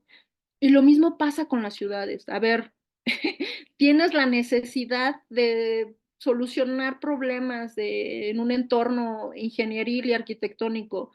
¿Cómo lo vas a solucionar? Desde tu propia ignorancia con relación a, no solamente es ignorancia, sino con tu propia ignorancia y egoísmo, de no comprender que si lo haces mal o si eres corrupto en tu labor, afectas a tu comunidad o verdaderamente vas a aprender a llenar esos vacíos de una manera responsable. Entonces, hay una frase de Joaquín Sabina, yo soy muy fan de ese cantautor, no sé, creo que tiene cosillas que son muy buenas. Entonces el cuate decía lo siguiente, y por eso pongan atención a este tema del vacío, ¿no? Él dice, por las autopistas de la libertad, nadie se atreve a conducir sin cadena. Dado que llenamos nuestros vacíos con deseos y el deseo implica del sujeto someterse a lo deseado, la libertad implica no condicionarse o someterse, pero esto es imposible, no solo porque la sensación de vacío es desagradable, sino porque la relación que el sujeto establece con lo deseado le otorga significado y sentido a su existencia, de tal suerte que tenemos más de 100 palabras, más de 100 motivos para cortarnos de un tajo las venas, más de 100 pupilas donde vernos vivos, para no cortarnos de un tajo las venas, perdón, perdón, no se corte usted las venas, y más de 100 mentiras que valen la pena. Este mundo, y ahorita lo vamos a ver más adelante porque me encanta verlo desde esta perspectiva filosófica. Este mundo, yo considero y coincido con todo este rollo, ¿no? Es lo que yo le decía al analista. Oye, ¿qué de todo esto que te estoy diciendo es verdad? O sea, ¿qué de todo esto ya me lo imaginé? Por eso se dice, pues que sí, que tenemos más de 100 mentiras, ¿no? Que al final del día nos van a hacer justo que no partamos de este mundo, ¿no? Sino que le pongamos interés. Y el hecho de convivir con otras personas y el hecho de, eh, pues, tener todas estas cuestiones, pues al final del día le dan uno aliento, porque ser libre es eso, representa no tener pues una cadena, ¿no? Y generalmente siempre elegimos tener un grillete, ¿no? O sea, siempre, o sea, es algo muy común y es algo que justo en muchos entornos se espera que generalmente te sientas incómodo, porque la incomodidad implica necesidad y la necesidad implica creatividad y la creatividad implica una evolución y la evolución implica un montón de cosas. Entonces, yo no sé si esto de sentirte necesitado y estar libre de esa manera eh, pueda ser de alguna manera beneficioso a la larga, ¿no? O si realmente es importante el hecho de poder ya llegar a un lugar. Si lo vemos, por ejemplo, de andar el camino, como esta, no sé si fue Facundo Cabral o quién, pero eso de caminar el camino, de hacer el camino al andar, eh, O sea, no sé si sea bueno el encontrar ya un espacio donde descansar, donde decir ya. O sea, ya lo poco mucho que pude haber aprendido, ya, quiero solamente descansar. O sea, es eso, ¿no? Y yo creo que ese descansar, pues también te mete otra vez en el tema de, pues, el grillete y la libertad ya no y tal. Bueno, es una dinámica extraña. Continuemos, pues, pero todo esto tiene que venir con el tema de la creación, ¿eh? No crean que me lo estoy sacando de la manga. Junto con pegado, esto que les estoy hablando con relación al ser humano, viene este tema de la tecnología, ¿no? Y ese tema de la tecnología lo puse porque Damasio tiene esta intención de justo de poder mapear la conciencia. Y no es descabellado lo que el cuate está pensando, ni tampoco lo que está haciendo, ¿no? Ni por, no por nada le brindan fondos, ¿no? Para que siga investigando. El MIT, en una página de su revista MIT Technology Review, sacó precisamente este chip de memoria. Esto ya tiene un montón. Pónganse a pensar que esta tesis yo la entregué el 2021 terminada, pero ya tiene todavía un poquito más. Este chip precisamente trata de que nosotros tengamos la oportunidad de poder guardar nuestra memoria. O sea, esto, ¿no? O sea, hoy no sé cómo explicarlo, ¿no? O sea, se cree, se piensa que en el hipotálamo existe precisamente eh, la parte donde nosotros hacemos el registro de nuestra memoria. El video, el audio pasado que tuve aquí con ustedes, que hablamos de los autos autónomos, les expliqué cómo funciona la computación clásica, que es a partir de bits, y también les expliqué cómo funciona la parte cuántica, en donde los qubits están en ambos estados, ¿no? O hay una superposición. Nuestro cerebro, yo no sé cómo es que guarda nuestra información, ¿no? O sea, nuestro cerebro funciona de manera química y de manera eléctrica. No estoy segura si hoy en día haya un neurofisiólogo que pueda decir cómo es que nosotros guardamos información en ese hipotálamo. Pero en unas ratitas ya pudieron guardar lo que se considera unos impulsos que pueden considerarse memoria. Entonces podemos decir que nosotros también, a través de la electricidad que generamos en nuestro cerebro, podemos mandar, pues no sé, paquetes de información que almacenamos de manera biológica.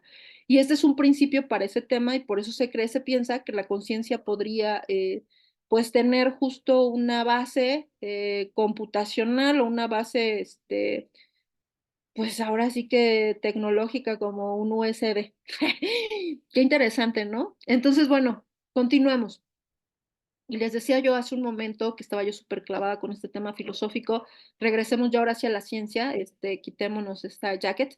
Y a lo que voy con lo siguiente es, esta definición la hace Michikaku para establecer los niveles de conciencia, ¿no? Como todo buen físico y como todo, pues obviamente científico, pues requiere de la lógica, ¿no? Entonces este cuate dice que el nivel cero se lo pone a las plantas, ¿no? Porque el nivel cero es establecer parámetros a partir de la temperatura y de la luz solar y las plantas pues no tienen una estructura cerebral, pero sí son unos sensores, ¿no? O sea, las plantitas responden pues precisamente al solecito, responden precisamente al agüita que les ponemos y tal. Ese nivel cero podría ser considerado, por ejemplo, en algunos sensores que son para Arduino, ¿no? Como por ejemplo los sensores ultrasónicos, el sensor de temperatura y tal. Entonces, es muy similar a lo que podríamos considerar una planta, ¿no? Por eso tenemos que superponer y superponer y superponer para hacer un robot un montón de tecnología. El nivel uno lo considera para los reptiles y él dice que los reptiles ya pueden tener esta dimensión del espacio, ¿no? Y que esa cuestión espacial, o sea, el arriba, abajo, izquierda, derecha, un lado al otro, ya yace o se encuentra en la estructura del tronco del encéfalo. El nivel 2 son los mamíferos y ellos pueden ya tener relaciones sociales, ¿no? Ya tienen esta dimensión que incorpora las otras tres, pero que también les permite justo, ¿no? Como los seres humanos, que es eso que nos hace pensar a nosotros que, no, espérate, o sea, no nada más tú eres consciente o no nada más tú eres un ser sintiente, tal, ¿no? O sea, existe esta dimensión de relación social y se encuentra ya en su sistema límbico. Y en ese sentido, los seres humanos, nosotros ya tenemos una dimensión temporal. Hablamos del tiempo, del espacio y del futuro. Entonces, Esa dimensión la podemos encontrar en la corteza prefrontal, y con esas dimensiones nosotros, pues, evidentemente somos, pues, la complejidad que somos, ¿no? Entonces, tal parece que estas categorías, pues, al final del día corresponden a los grados de evolución que ha tenido la naturaleza con relación a nuestro cerebro, ¿no? Desde nuestro campo de conocimiento, que en este caso hablaba del diseño arquitectónico, el análisis que se hace sobre el sujeto desde la perspectiva, que nos permite comprender cuáles son las características principales que hacen posible que el sujeto sea considerado, pues en esta investigación como una creación que crea, es precisamente todas esas composiciones y todo eso que les vengo hablando, ¿no? Y esto deviene del mundo paralelo que les trato yo de interpretar y que podemos considerarlo ya cuando hablamos también de la virtualidad. En este sentido, se comprende que el sujeto como creación espontánea, inédita, original, producto de la naturaleza que a lo largo del proceso evolutivo ha conseguido un nivel de conciencia que le permite la percepción del espacio, el tiempo, interpretarlo, exteriorizarlo mediante la creación de su identidad y posteriormente producir conocimiento e información que va a desembocar precisamente en objetos materiales que los rodean. El sujeto adquiere tres dimensiones en esta elaboración: crear, percibir y habitar. Y eso está enfocado, pues, precisamente para el tema de la arquitectura, ¿no? Entonces, creo yo que aquí ya podemos decir: "Guau, qué complejidad", ¿no? Somos unos dioses. Bueno, no unos dioses, ¿no? Porque eso es muy muy soberbio, pero somos muy complejos, ¿no? O sea, póngase usted a pensar eso. Cambiemos pues a lo siguiente, y ahí ya vamos a tener que regresar un poquito a Hofstadter, porque esto permite entender cómo percibimos ese mundo paralelo y cómo es que hacemos creaciones tan interesantes y cómo la necesidad y el vacío nos lleva a tal. Bueno, Hofstadter, este científico cognitivo, consideraba que nosotros interpretamos el mundo a través de símbolos, ¿no? Que es justo un poquito lo que les hablaba del alfabeto visual, ¿no? O sea, el punto, la línea, la textura, tal, tal, tal, y lo que compone la geometría, al final del día no es otra cosa que son símbolos, paquetes de información que hemos aprendido. Y estoy súper de acuerdo con él, pero también coincido con Damasio cuando habla de que nosotros interpretamos o lo que vemos son imágenes. Y ya hablamos qué es lo que él entiende por imágenes, que las imágenes son al final del día lo que nuestros sentidos, lo que nuestro pues esta corporalidad, esta biología puede percibir, ¿no? Entonces, en ese sentido, esos dos niveles, desde mi perspectiva, se retroalimentan y los encontramos pues en los niveles físicos, ¿no? O sea, póngase usted a pensar que para hacer esta investigación, pues obviamente yo trato de conjuntar a esas tres personas de las que planteé la tesis, ¿no? La información que procesa el cerebro al final del día, pues son símbolos, ¿no? Es algo que dice Hofstadter. Forman redes neurales en nuestro cerebro para representar la realidad. Así como Damasio pretende en algún punto mapear la conciencia, nosotros, como lo vimos al principio de la presentación, cuando movemos un dedo, cuando pienso en algo, tal, creo de mi realidad un, una red neural. Pensemos en el lenguaje para poder explicar a qué se refiere Hofstadter, ¿no? Y es que Hofstadter le mete al lenguaje y por eso lo amo. Entonces, consideremos, por ejemplo, la siguiente palabra, ¿no? La familia. Esta es una palabra compleja. Sí me explico, porque la familia se compone de otras palabras. El abuelo, la mamá, el tío, la tía, el hijo. Pero para que nosotros podamos entender el símbolo de la familia, tenemos que haber entendido absolutamente todo lo que compone al símbolo. Entonces, póngase usted a pensar, hemos dicho que el lenguaje es finito y que en ese finito existen las narrativas y en esas narrativas al final del día, pues tenemos que entender que pues sí, funcionamos como símbolos y como imágenes, como sugiere Damasio, ¿no? Al final del día, y vuelvo a usted a recordarle, ¿qué de todo lo que se está contando usted mismo es verdad? O lo está interpretando, de verdad cuestióneselo, ¿eh? A veces uno puede pues estar equivocado con ciertas cuestiones, ¿no? O sea, la percepción de la emoción con relación a aquello que pasó puede solucionar, puede al final del día llegar a alterar la realidad de una manera, pues digamos que poco, ay, no sé cómo decirlo, poco práctica. Entonces, este cuate habla precisamente el lenguaje y expresa ese concepto complejo, ¿no? Y lo va a entender como conceptos. Todo lo que nosotros entendemos lo entendemos a partir de conceptos, de tal suerte que pues no sea posible pues a nosotros percibir la realidad, entender y categorizar, realizar conceptos complejos, ¿no? Entender conceptos sintéticos. Entonces, pues sí, sí, realmente nuestra realidad la interpretamos a través de símbolos. Y lo que compone este mundo paralelo construido y objetual, pues es eso, un montón de símbolos, ¿no? Al final del día, esa parte compleja de la familia está expresada en la ciudad, pero no es la frase o el símbolo de la familia. Hay otros símbolos que se representan dentro de esa ciudad, ¿no? Como por ejemplo el sistema operante, ¿no? O sea, está ahí, está en la ciudad, está en tu ciudad. O sea, las jerarquías, todo está marcado justo en este entorno. Ahora bien, el yo es un concepto aún muy abstracto. Ay, me encanta porque eso también habla de su yo, pero al final del día creo que los dos coinciden, o sea, tanto Damasio como Hofstadter dice, el yo es un concepto aún muy abstracto, donde el sujeto, la realidad o bien mente, entes u objetos se retroalimentan. Dos sistemas complejos interrelacionados forman, como hace referencia Hofstadter, un bucle. Hofstadter plantea la siguiente analogía al respecto. ¿Se acuerdan ustedes del espejo reflejándose uno al otro? Es eso, sujeto-mente, mente-ente y objetos interrelacionando un espejo viéndose al espejo, o sea, un ente viéndose al espejo, un espejo reflejándose uno al otro. Somos el reflejo de nuestro contexto. O sea, es en una frase. Entonces, al ser ese reflejo, y esto ya entiéndase muy interesante porque justo de ahí viene que construye el mundo paralelo, ¿no? Damasio menciona que nosotros, por ejemplo, como sujetos, al final del día, cuando tenemos esta oportunidad eh, de la complejidad de vernos, confrontarnos y hacer conjeturas acerca del espacio, de lo que pensamos, de cómo lo sentimos, de cómo lo vivimos, caemos en la autorreferencia. ¡Ay! ¡Qué cosa!, ¿no? O sea, topan eso, o sea, somos autorreferenciales. Por eso les digo, o sea, qué parte de su narrativa es real y qué no? Porque todo es una autorreferencia de ti mismo. Por eso tú no puedes saber, o sea, puedes intuir, puedes pensar, puedes oler, pero no sabes qué es el otro. La otredad es un mundo ajeno a ti.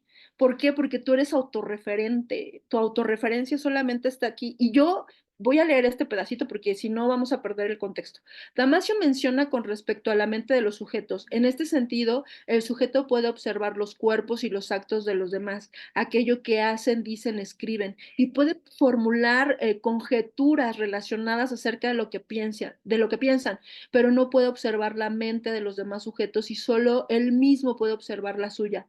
Observamos la autorreferencia y yo me pregunto, claro, el sujeto es autorreferencial. Recurramos nuevamente al lenguaje, ya que considero que la palabra es la unidad básica del pensamiento. Por supuesto, ¿cómo no? Por tanto, la condición de autorreferencia que le pertenece al sujeto puede ser observada en el lenguaje, pues nada hay fuera del texto, dado que todo aquello que se percibe y es nombrado y categorizado, el procesamiento de la información que entra en el sujeto requiere que exista una referencia de lo que se nombra y se traduce en señales neuronales, por ende fisiológicas. Imagínate un cuadrado, imagínate un círculo. O sea, claro que tienes ese autorreferente, o sea, ¿por qué? Porque es algo que te han enseñado, es un código de información. Entonces, se traduce en señales neuronales, por ende fisiológicas. Así pues, si un objeto completamente extraño entra dentro de nuestro campo de percepción, el sujeto debe describirlo, conceptualizarlo para traducirlo en símbolos que pueda procesar.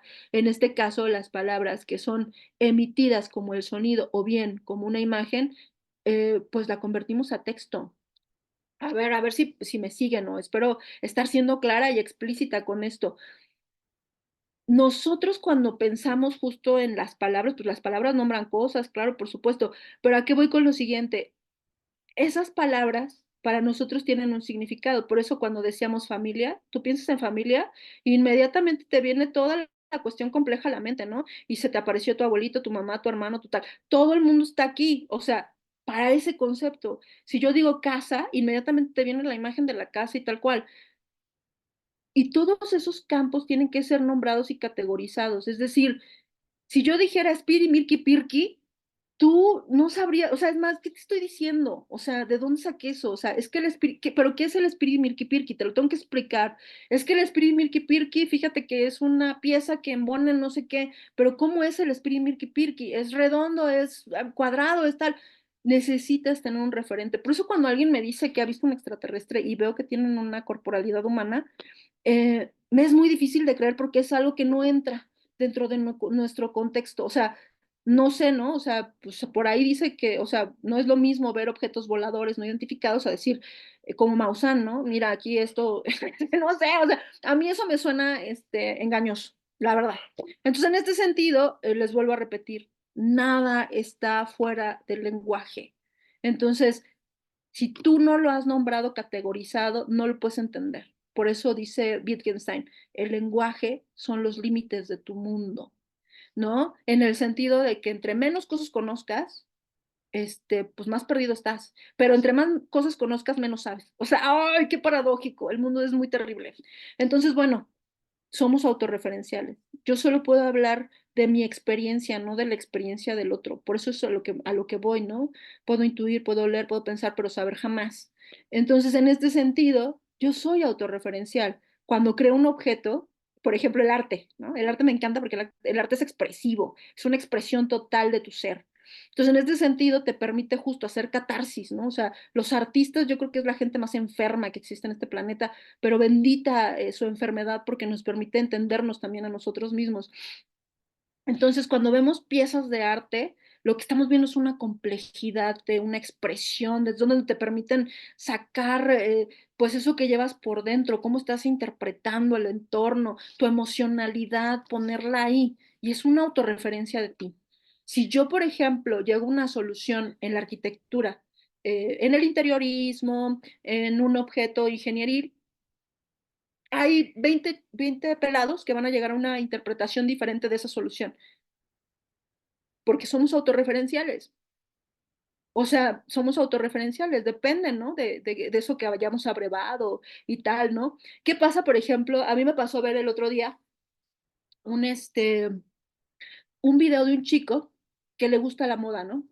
Pero es un chico que no ha evolucionado en este tema de la moda, ¿no? Es un chico que presentaba, por ejemplo, sus prendas y aunque tenía la habilidad de coser, no tenía todavía la habilidad de poder ponerle todo merequetengue que lleva el comunicar en una prenda algo, ¿no? O sea, cuando hacemos nuestros primeros pininos en la arquitectura y nuestras primeras maquetas, somos muy deficientes, ¿no? En ese sentido. Eso no quiere decir que el cuate no pueda evolucionar a adquirir esos conocimientos que van a hacer más completo su chamba. Entonces, eso es a lo que voy, ¿no? Y en eso somos autorreferenciales. Continúo. Y esto es muy importante que lo entendamos, porque esa autorreferencia está en el entorno. O sea, qué bonito es esta parte de la cultura y cómo somos autorreferentes y cómo nuestras emociones, nuestro yo, nuestras narrativas, nuestros propios cuentos, que de dónde nos los sacamos, nos los inventamos. O sea, porque en la vida solo hay hechos. O sea, eso fue lo que aprendí después de 8 años de terapia. Solo hay hechos. O sea, nosotros ya le aderezamos un montón de ondas. Entonces, a lo que voy con lo siguiente es, esas narrativas las reflejamos en nuestra ciudad. Y por eso creo que decía también, no era Facundo Cabral, no lo sé, pero el cuate decía, lo que me está pasando a mí le está pasando al mundo. Soy la unidad que compone a los 8.000 millones de personas que habitamos este mundo. Entonces, eso es lo que yo logré comprender con relación a esto. Y cuando hablamos, por ejemplo, del entorno construido y objetual, lo que nosotros vamos a tener que entender es lo siguiente. Fíjense en la pirámide que están viendo aquí ustedes, ¿no? Perú tiene pirámides también preciosas, o no sé si tenga pirámides, o estoy equivocada, pero Machu Picchu, ¿no? O esta onda. Aquí en México, las culturas ancestrales en esos objetos eran autorreferenciales. ¿Por qué eran autorreferenciales? Porque era una cosmovisión de un tiempo y un espacio que no se va a volver a repetir y que esas cosas solamente pasan una vez en la vida. Qué chistoso, pero así entiéndalo, o sea, en verdad. De hecho, hoy lo que estoy diciendo en este momento es solo pasa una vez en la vida. No va a pasar jamás. Entonces, a lo que voy con lo siguiente es, eso que solamente pasa una vez en la vida, para nosotros es necesario ponerlo en los objetos que desarrollamos. Es más, ni siquiera somos conscientes que lo hacemos, pero así pasa. Los artistas sí, porque al final del día cuando construyen algo, pintan o una escultura o una expresión, saben que están tratando de hacer catarsis, pero nosotros no, nosotros al final del día queremos construir ¿qué? Una narrativa. ¿Qué narrativa? Bueno, pues la que todos los pelados en ese momento nos estemos llevando a la, pues llevando a la polis, ¿no? O sea, a ver, ¿qué pasa a nosotros, por ejemplo, cuando decimos que en una narrativa histórica están ocurriendo ciertos hechos, ¿no? Lo que nos está pasando ahorita, ¿no? La gente está repitiendo música de mis épocas, ¿no? Estoy hablando, te tienes que volver a rifar otra vez a esta chica, ¿cómo se llama? Ay, ya no me acuerdo. Bueno, un montón de música noventera porque justo los jovencitos construyeron música que pues que yo creo que ya les hartó, pero no hay nadie que de ellos que pueda proponer algo diferente. Y entonces se recurre otra vez a la otra parte, ¿no? En esa pirámide está puesta espiritualidad, está puesta una concepción del mundo, está puesta una manera y un orden jerárquico, está puesta, no sé, igual cuestiones espirituales, místicas, mágicas, cómicas, musicales. Está puesto todo. Por eso somos autorreferenciales. Esa época, esa sociedad lo reflejó en los objetos. Y los arqueólogos yo creo que han de maravillar cada vez que encuentran algo, ¿no? Así de, ay, mira tal. O sea, no, yo espero sí, ¿no? Entonces, en ese sentido, eso es a lo que voy, justo, ¿no? Tratan de construir una historia de aquello que pasó a través de la autorreferencia que dejaron esas personas en los objetos. Nosotros hoy tenemos una narrativa distinta, ¿no? Por ejemplo, ese edificio que vemos ahí, ¿no? Son unos niveles tales, podemos ver que a lo mejor tiene esta cuestión de la oficina, ya nos estamos dando cuenta que nos estamos narrando de una manera, en la manera en cómo trabajamos y nos concebimos, también podemos decir a lo mejor que somos conscientes de nuestra finitud quizá y por eso ya no hacemos estas cosas ancestrales que esperamos que duren para toda la eternidad, ¿no? Entonces ya lo único que queremos es que cumpla su función y tal, ¿no? O sea, eh, no sé, cada que vayan a una ciudad vean el pasado y el presente con relación a lo que construyen. Y eso es muy interesante porque les hablan de la autorreferencia de los humanos. Y esto es lo que habita el mundo paralelo, ¿no? Es muy interesante en ese sentido.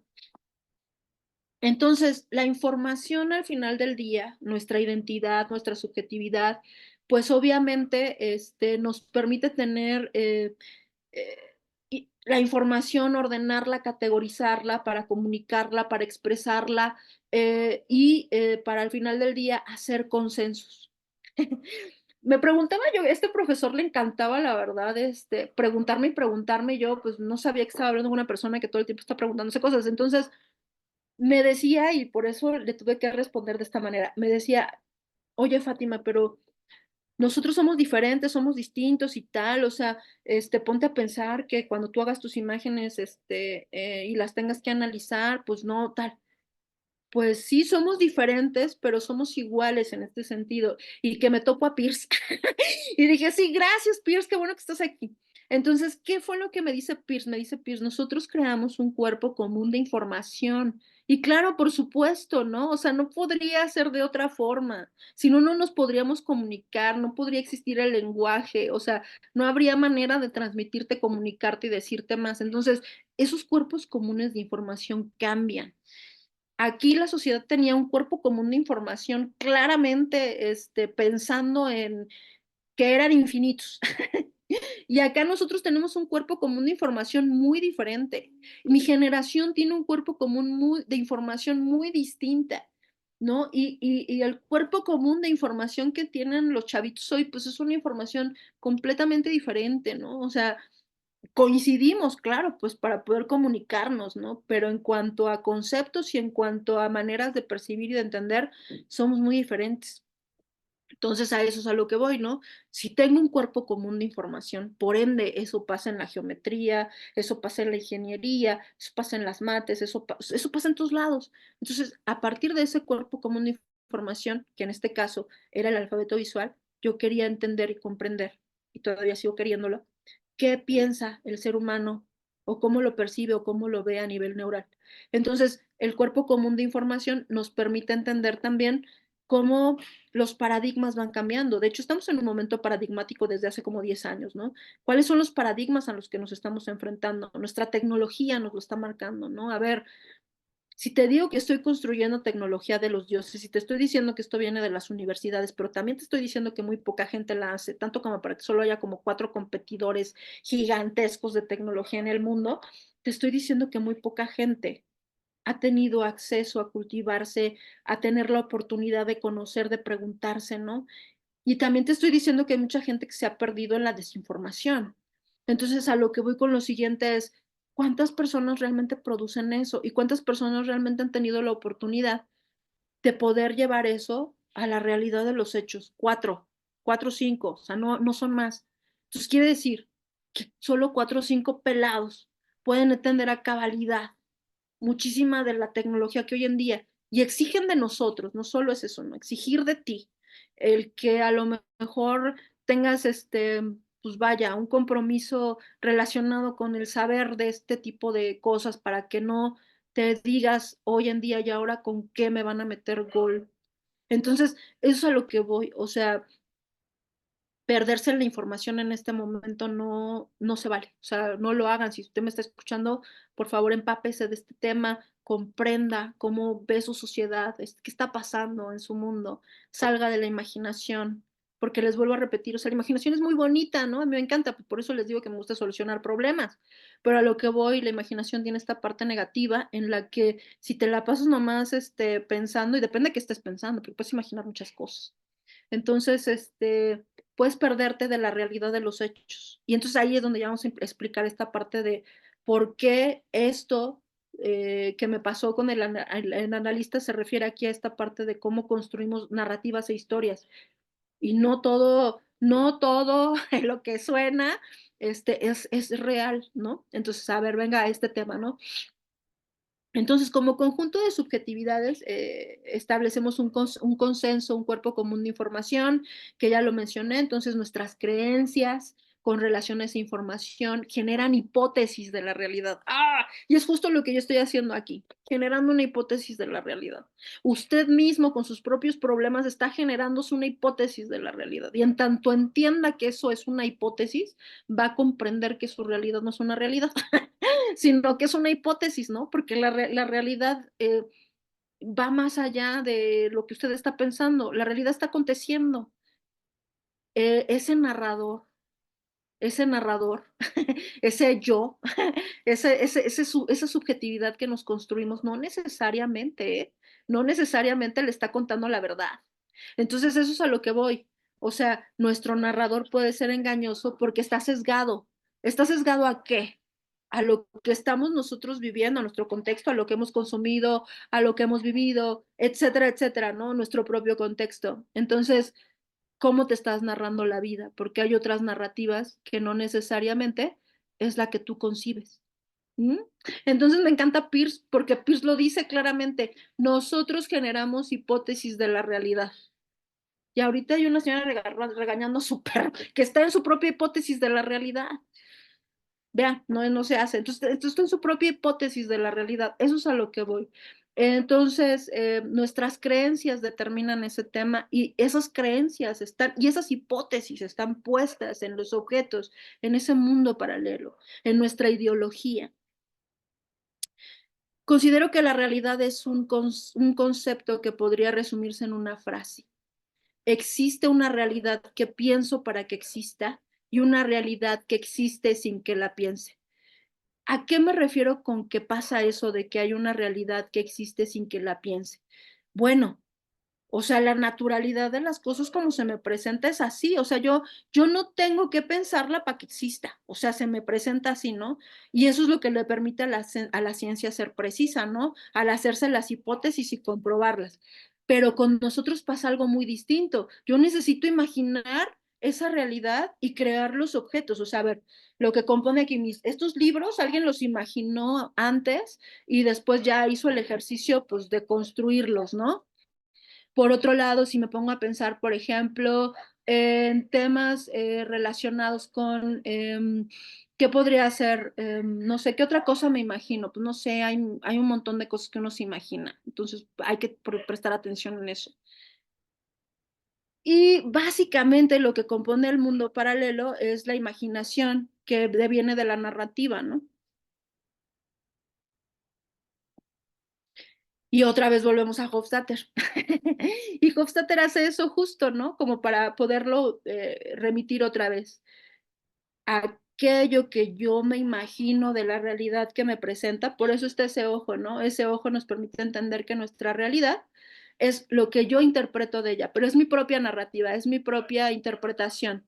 Entonces, en este sentido, yo construyo mi hipótesis de la realidad. Y entonces el mundo paralelo, al final del día, lo podemos entender de la siguiente manera. La realidad que existe sin que la piense, que es la naturaleza, que es el cosmos, que es lo que nos permite tener ciencias duras, los infinitos de información que todo el tiempo estamos percibiendo, que no solamente es de la realidad, sino de un montón de cosas, nuestros órganos sensoriales que nos hacen el paro para percibir eso, y la realidad que pienso para que exista, ¿no? O sea, es decir, eso todo es material como para que yo pueda solucionar problemas y yo pueda construir ciudades y yo pueda evolucionar en la técnica. Por otro lado, pues vemos la ideología, el entorno construido, que deviene justo de esa imaginación.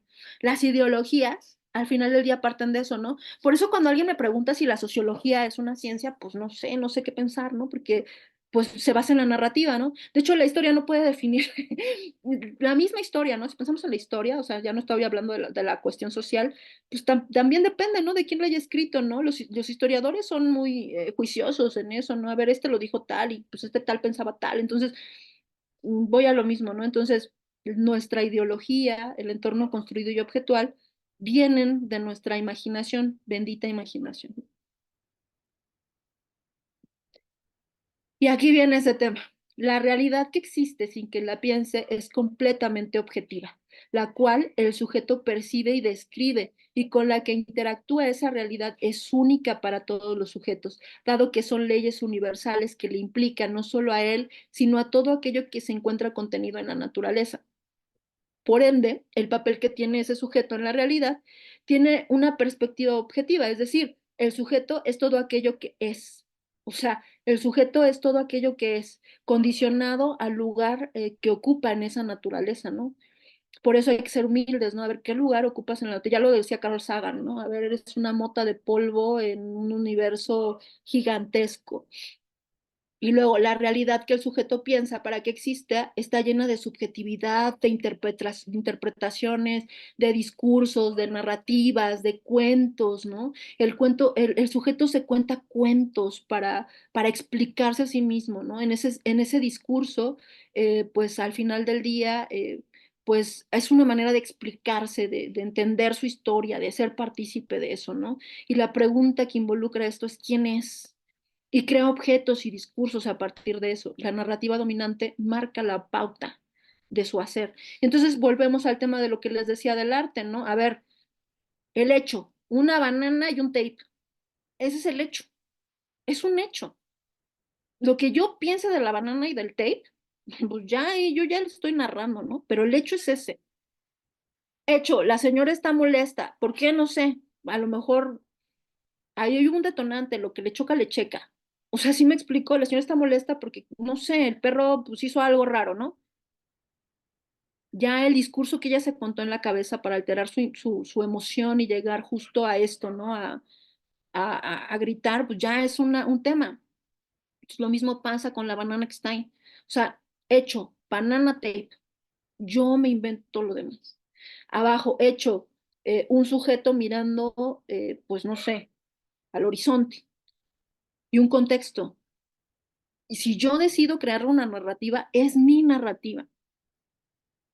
Entonces a eso es a lo que voy, ¿no? O sea, al final del día, creamos discursos y narrativas en ese mundo paralelo. Y por eso pongo aquí algún contenido noticioso, porque nos pasa mucho, ¿no? O sea, y eso es algo de lo que hace mucho las noticias, y depende de la política que en ese momento quiera jalar convicciones para un lado o para el otro, ¿no? Te ponen imágenes, ¿no? O sea, generalmente, ¿no? Una imagen y tú eres el que le da una narrativa si es que no has comprobado el hecho, ¿no? Hecho, no sé qué está pasando en este entorno donde hay, por ejemplo, unos rescatistas. Se cayó un edificio, ¿no? El edificio se cayó. Ya habrá gente que se esté preguntando si es de viejo, si es por negligencia, si fue un terremoto, no sé, ¿no? Pero lo que yo puedo describir de esa imagen es un montón de rescatistas donde hay, pues a lo mejor hay un edificio tirado, pero no hay más porque ese es el hecho.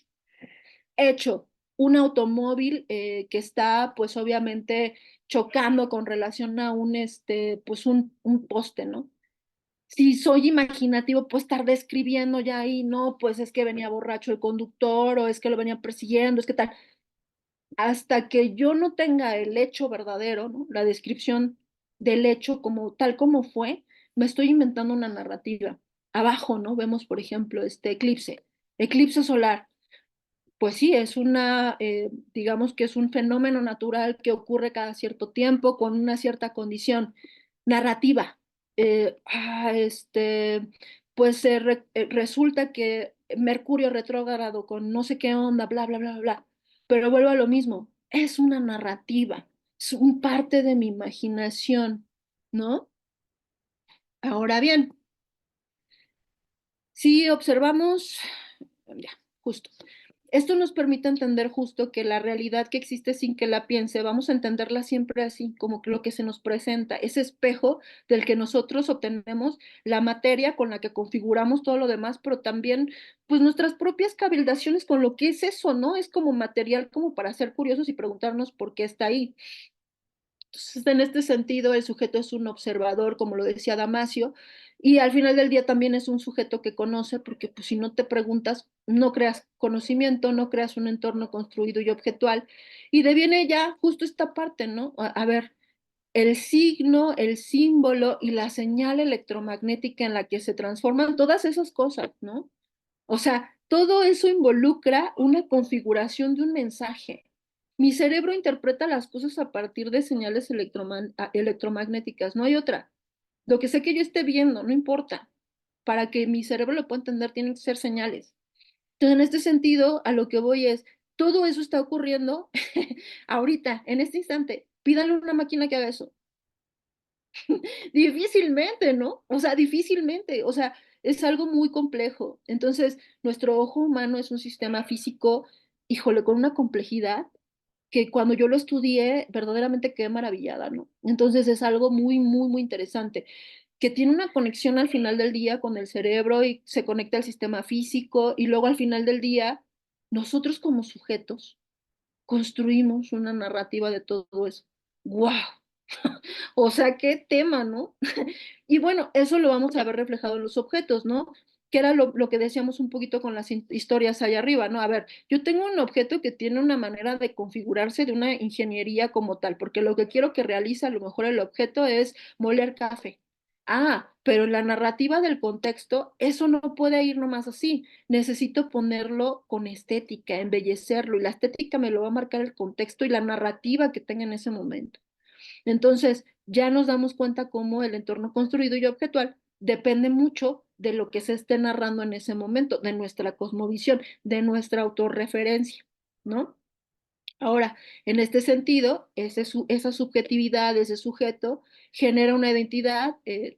Al final del día, pues hay conocimientos relacionados con el entorno natural que se nos presenta así, se pregunta qué es y qué sabe de eso, y al final del día pone su autorreferencia en los objetos que expresa en el mundo. Y es así como construimos el mundo paralelo. Entonces, lo anterior, pues, nos permite deducir, pues, una estructura en la que va a intervenir precisamente la construcción del entorno, ¿no? Nosotros vamos ahora sí a que, pues, construir, o sea, vamos a dedicarnos a proponer objetos que solucionan problemas que en ese momento, ese contexto se esté preguntando, ¿no?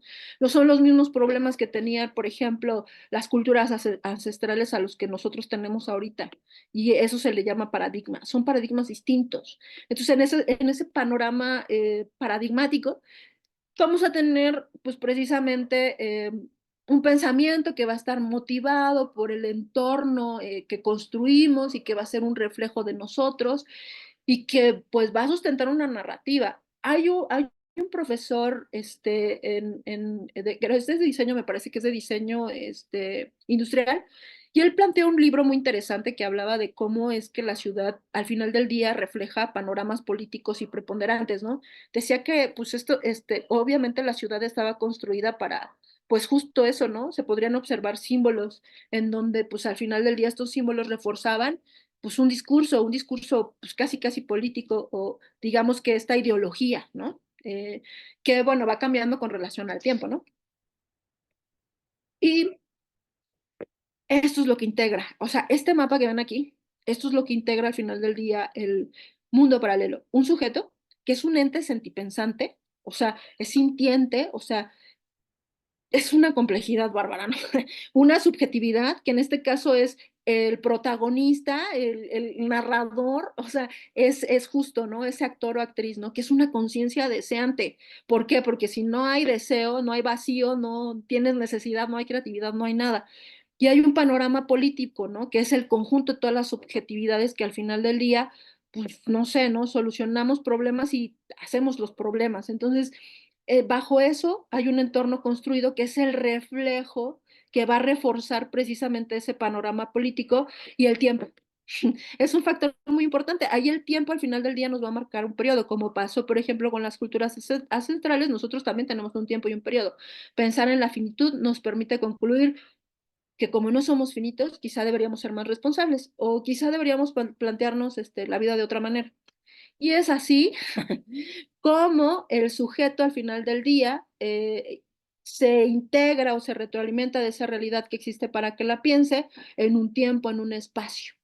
Y creo que ya llegamos al final. Ay, mil perdones, ahora sí me extendí, pero era necesario porque es así como se construye el mundo paralelo desde mi perspectiva filosófica en esa tesis que recuerdo a todos ustedes, no es otra cosa que justo pues una presunción teórica. Entonces, todas esas fueron mis presunciones teóricas y pues nada, pues ya no sé, hasta ahí. Vamos a dar por clausurado este segundo ciclo año 2024 de seminarios internacional que tiene como título Neuroarquitectura e Inteligencia Artificial. El título de la ponencia, Mundo Paralelo, Entorno Construido y Objetual, Inteligencia Artificial. Esta ponencia estuvo a cargo de la maestra arquitecta Fátima Barrera, ella una dama profesional, integrante y miembro del Instituto Peruano de Inteligencia Artificial y Ciudadanía Digital. Es todo un honor y es todo un privilegio. El directorio le hace llegar un agradecimiento, asimismo colaboradores en el Perú, colaboradores en el extranjero. Un abrazo muy fuerte, maestra arquitecta Fátima Barrera. Muchas gracias por este maravilloso trabajo. Muchísimas gracias a ustedes por darme la oportunidad de compartirles. Espero que este contenido sea beneficioso y bueno, pues nada, pasen una excelente noche y lamento, ahora sí que mis vecinos, los perros, quién sabe, no, yo escuchaba demasiado ruido, espero no haya interferido con toda la charla. Les agradezco. Cuídense mucho, bye.